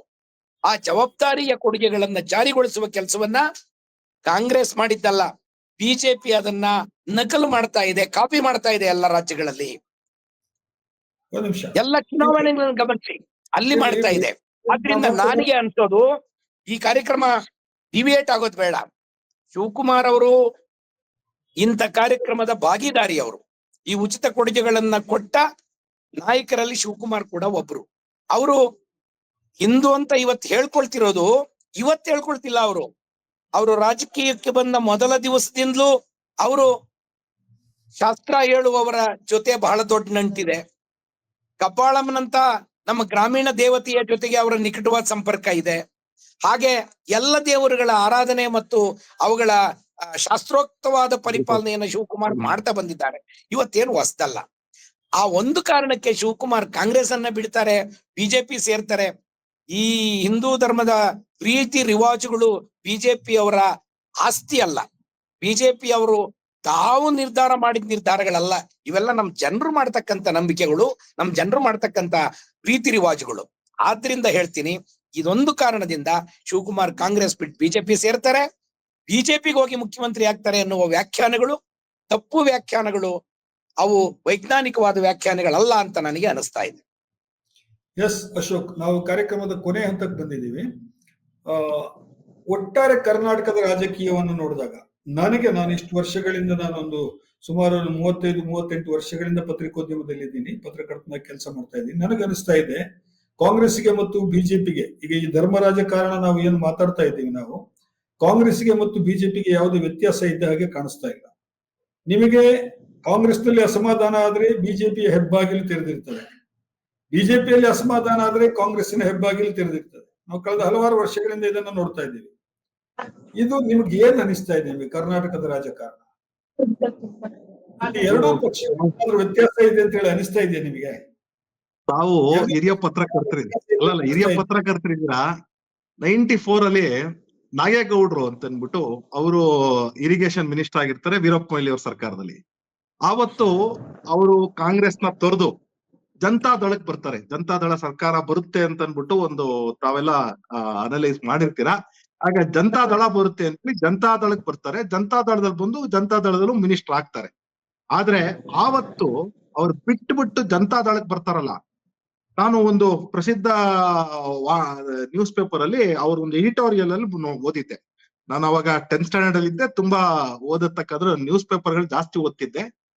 ಆ ಎಡಿಟೋರಿಯಲ್ ಅಲ್ಲಿ ಕ್ಲಿಯರ್ ಆಗಿ ಬರೀತಾರೆ, ಯಾವ ರೀತಿ ಪಕ್ಷದಿಂದ ಪಕ್ಷಕ್ಕೆ ಹೋದಾಗ ಆ ಸಿದ್ಧಾಂತಗಳನ್ನ ಕಾಂಪ್ರಮೈಸ್ ಮಾಡ್ಕೊಂಡಂತ ನಾಯಕರುಗಳು ಹಿಸ್ಟಾರಿಕಲಿ ಒಂದು ಸ್ಟ್ಯಾಟಿಸ್ಟಿಕ್ಸ್ ಕೊಟ್ಟು ಎಲ್ಲಿ ಯಾವ ಮಟ್ಟದಲ್ಲಿ ಹೋಗ್ತಾರೆ, ಇವತ್ತಿನ ಯಶಸ್ಸು ಮತ್ತು ಮುಂದಿನ ಯಶಸ್ಸು ಏನಾಗ್ತದೆ ಅವ್ರಿಗೆ ಅಂತ ಹೇಳ್ತಾರೆ. ಯಾರಾದ್ರೂ ಒಬ್ರು ಆ ರೀತಿ ಯಶಸ್ಸನ್ನ ಕಂಡಿರ್ತಕ್ಕಂಥವ್ರು ಯಾರು ಇದ್ರೆ ಅದು ಸಿದ್ದರಾಮಯ್ಯನವ್ರು ಒಬ್ರೆ. ಯಾಕೆಂದ್ರೆ ಬೇರೆಯವರೆಲ್ಲ ಏನಾಗ್ತದೆ ಅಂತಂದ್ರೆ ಕೆಲವು ಮಟ್ಟಕ್ಕೆ ಮಾತ್ರ ಯಶಸ್ಸು ಕಾಳ್ತಾರೆ, ಕೆಲವ್ರಿಗೆ ಏನಾಗ್ತದೆ ಅನಿವಾರ್ಯತೆಗಳಿಂದ ಹೋಗೋತಕ್ಕಂಥದ್ದು. ಆದ್ರೆ ಅದೇ ಸಿದ್ದರಾಮಯ್ಯನವ್ರ ಬಗ್ಗೆ ವಿಶ್ಲೇಷಣೆ ಮಾಡೋದಾದ್ರೆ, ಸಿದ್ದರಾಮಯ್ಯನವರು ಜನತಾದಳ ಸೆಕ್ಯುಲರ್ನ ತೊರೆದು ಕಾಂಗ್ರೆಸ್ಗೆ ಬರ್ಬೇಕಾದ್ರೆ ಧರಮ್ ಸಿಂಗ್ ಅವ್ರು ಮುಖ್ಯಮಂತ್ರಿ ಆಗಿರ್ತಾರೆ. ಮಲ್ಲಿಕಾರ್ಜುನ್ ಖರ್ಗೆ ಅವರು ಒಂದು ಅತ್ಯಂತ ಇಂಪಾರ್ಟೆಂಟ್ ಟ್ರಾನ್ಸ್ಪೋರ್ಟೇಷನ್ ಮತ್ತು ಹೋಮ್ ಮಿನಿಸ್ಟರ್ ಆಗಿರ್ತಾರೆ. ಇದೇ DK ಶಿವಕುಮಾರ್ ಅವರು ಮತ್ತು H ವಿಶ್ವನಾಥ್ ಅವರು ಅವ್ರನ್ನ ಕರ್ಕೊಂಡು ಹೋಗ್ತಾರೆ, ಹೇಳ್ತಾರೆ ಇವ್ರನ್ನ ಸೇರ್ಸ್ಕೊಬೇಕು ಪಕ್ಷಕ್ಕೆ, ನಮಗೆ ಒಂದು ದೊಡ್ಡ ಅಸೆಟ್ ಆಗ್ತದೆ ಅಂತ. ಆಗ ಮಲ್ಲಿಕಾರ್ಜುನ್ ಖರ್ಗೆ ಮತ್ತು ಧರಮ್ ಸಿಂಗ್ H ವಿಶ್ವನಾಥ್ಗೆ ಕಿವಿ ಮಾತು ಹೇಳ್ತಾರೆ. ಏನು ಅಂದ್ರೆ, ನೀನೊಬ್ಬ ನಮ್ಮಲ್ಲಿ ಇರ್ತಕ್ಕಂತಹ ಅತ್ಯಂತ ಹಿರಿಯ ನಾಯಕರು, ಜೊತೆಗೆ ಕುರುಬ ನಾಯಕರು, ಮತ್ತು ಮುಂದೆ ನಿಮ್ಗೆ ದೊಡ್ಡ ಭವಿಷ್ಯ ಇದೆ. ಜೊತೆಗೆ DK ಶಿವಕುಮಾರ್ಗೆ ಹೇಳ್ತಾರೆ, ನೋಡಪ್ಪ ನಾವೆಲ್ಲ ಕಾಲ ನಂತರ ನಿಮ್ ಯಾವ್ದಾದ್ರು ಅವಧಿ ಇದ್ರೆ ಅದು DK ಶಿವಕುಮಾರ್ ಅವ್ರ ಅವಧಿ, ಅದು ದೊಡ್ಡದಾಗಿ ಸ್ಪ್ಯಾನ್ ಆಗ್ತದೆ ಅಂತ ಹೇಳ್ತಾರೆ. ಈ ಸ್ಪ್ಯಾನಿಂಗ್ ಅವಧಿನ ಅವರೇ ವಿಶ್ಲೇಷಣೆ ಮಾಡಿದ್ದು. 10-15 ವರ್ಷ ನೀವು ಈ ಪಕ್ಷನ ಮುನ್ನಡೆಸ್ಬೋದು ಅಂತ. ಇವತ್ತು DK ಶಿವಕುಮಾರ್ ಪರಿಸ್ಥಿತಿ ಏನಾಗಿದೆ, ಇವತ್ತು H ವಿಶ್ವನಾಥ್ ಎಲ್ಲಿದ್ದಾರೆ, H ವಿಶ್ವನಾಥ್ ಏನೇನಾಯ್ತು, ಇದು ರಾಜಕೀಯ ದಾಳಗಳಲ್ಲಿ ಒಂದು ದೊಡ್ಡ ವಿಚಾರ. ಅದರಿಂದಾಗಿ ಯಾರು ಎಲ್ಲಿಗೆ ಹೋದ್ರೆ ಏನಾಗ್ತದೆ, ಏನ್ ಆಗ್ಬಿಡುತ್ತೆ.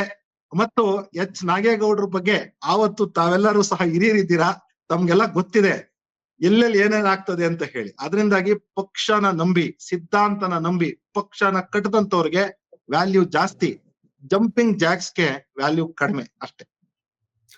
ಸೊ ಸದ್ಯಕ್ಕೆ ನಮ್ಮ ಚರ್ಚೆಯನ್ನ ಇಲ್ಲಿಗೆ ಒಂದು ಸ್ವಲ್ಪ ನಾವು ತಾತ್ಕಾಲಿಕವಾಗಿ ವೈಂಡ್ ಅಪ್ ಮಾಡೋಣ. ಇದು ಯಾಕಂತ ಹೇಳಿದ್ರೆ ತುಂಬಾ ದೀರ್ಘ ಚರ್ಚೆ ಮಾಡೋದು ಕೂಡ ಸರಿಯಾಗೋದಿಲ್ಲ. ನಮ್ಮ ಇವತ್ತಿನ ಚರ್ಚೆಯ ಮುಖ್ಯ ಉದ್ದೇಶ ಇದ್ದಿದ್ದು ಏನು ಅಂತ ಹೇಳಿದ್ರೆ, ಈ ಧರ್ಮ ಮತ್ತು ರಾಜಕಾರಣ ಅನ್ನುವಂಥದ್ದು ಇದೆಯಲ್ಲ, ಇದು ಆಯಾಯ ಸಂದರ್ಭಗಳಲ್ಲಿ ರಾಜಕೀಯ ಪಕ್ಷಗಳ ನಾಯಕರು ಪ್ರದರ್ಶನಕ್ಕೆ ಇಡ್ತಾರೆ. ಇದನ್ನ ತಮ್ಮ ಧರ್ಮ ಭೀರುತ್ವವನ್ನ, ತಮ್ಮ ಧರ್ಮದ ನಂಬಿಕೆಯನ್ನ ಪ್ರದರ್ಶನಕ್ಕೆ ಇಡೋದನ್ನ ನಾವು ನೋಡ್ತಾ ಇದೀವಿ. ನಾವು ಈ ಪ್ರಕರಣದಲ್ಲಿಯೂ ಕೂಡ ಅದೇ ತರ ಆಗ್ತಾ ಇದೆಯಾ ಅನ್ನುವಂತ ಒಂದು ಪ್ರಶ್ನೆ ಇತ್ತು ನನ್ನ ಮನಸ್ಸಲ್ಲಿ. ಅದಕ್ಕಾಗಿ ಈ ಪ್ರಶ್ನೆಯನ್ನ ಇಟ್ಕೊಂಡು ನಾವು DKC ಧರ್ಮ ರಾಜಕಾರಣ ಅನ್ನುವಂತ ಒಂದು ಸಬ್ಜೆಕ್ಟ್ ಅನ್ನು ಇಟ್ಕೊಂಡು ನಾವು ಮಾತಾಡಿದ್ವಿ. ಅನಿಹೌ, ನೀವಿಬ್ರು ಕೂಡ ಸಾಕಷ್ಟು ಚೆನ್ನಾಗಿ ಈ ವಿಷಯಕ್ಕೆ ಸಂಬಂಧಿಸಿ ಮಾತಾಡಿದ್ದೀರಾ. ನಮ್ಮ ಮುಂದಿನ ಚರ್ಚೆಗೆ ಮತ್ತೆ ನಾವು ಒಟ್ಟು ಸೇರೋಣ. ಅಲ್ಲಿವರೆಗೆ ತ್ರಿವರ್ಣ ನ್ಯೂಸ್ ನ ಪರವಾಗಿ ಹನುಮಂತಯ್ಯ ಅವರಿಗೆ ಮತ್ತು ಅಶೋಕ್ ಗೌಡ ಅವರಿಗೆ ಇಬ್ಬರಿಗೂ ಕೂಡ ಧನ್ಯವಾದಗಳನ್ನು ಅರ್ಪಿಸ್ತೇನೆ. ನಮಸ್ಕಾರ. Thank you.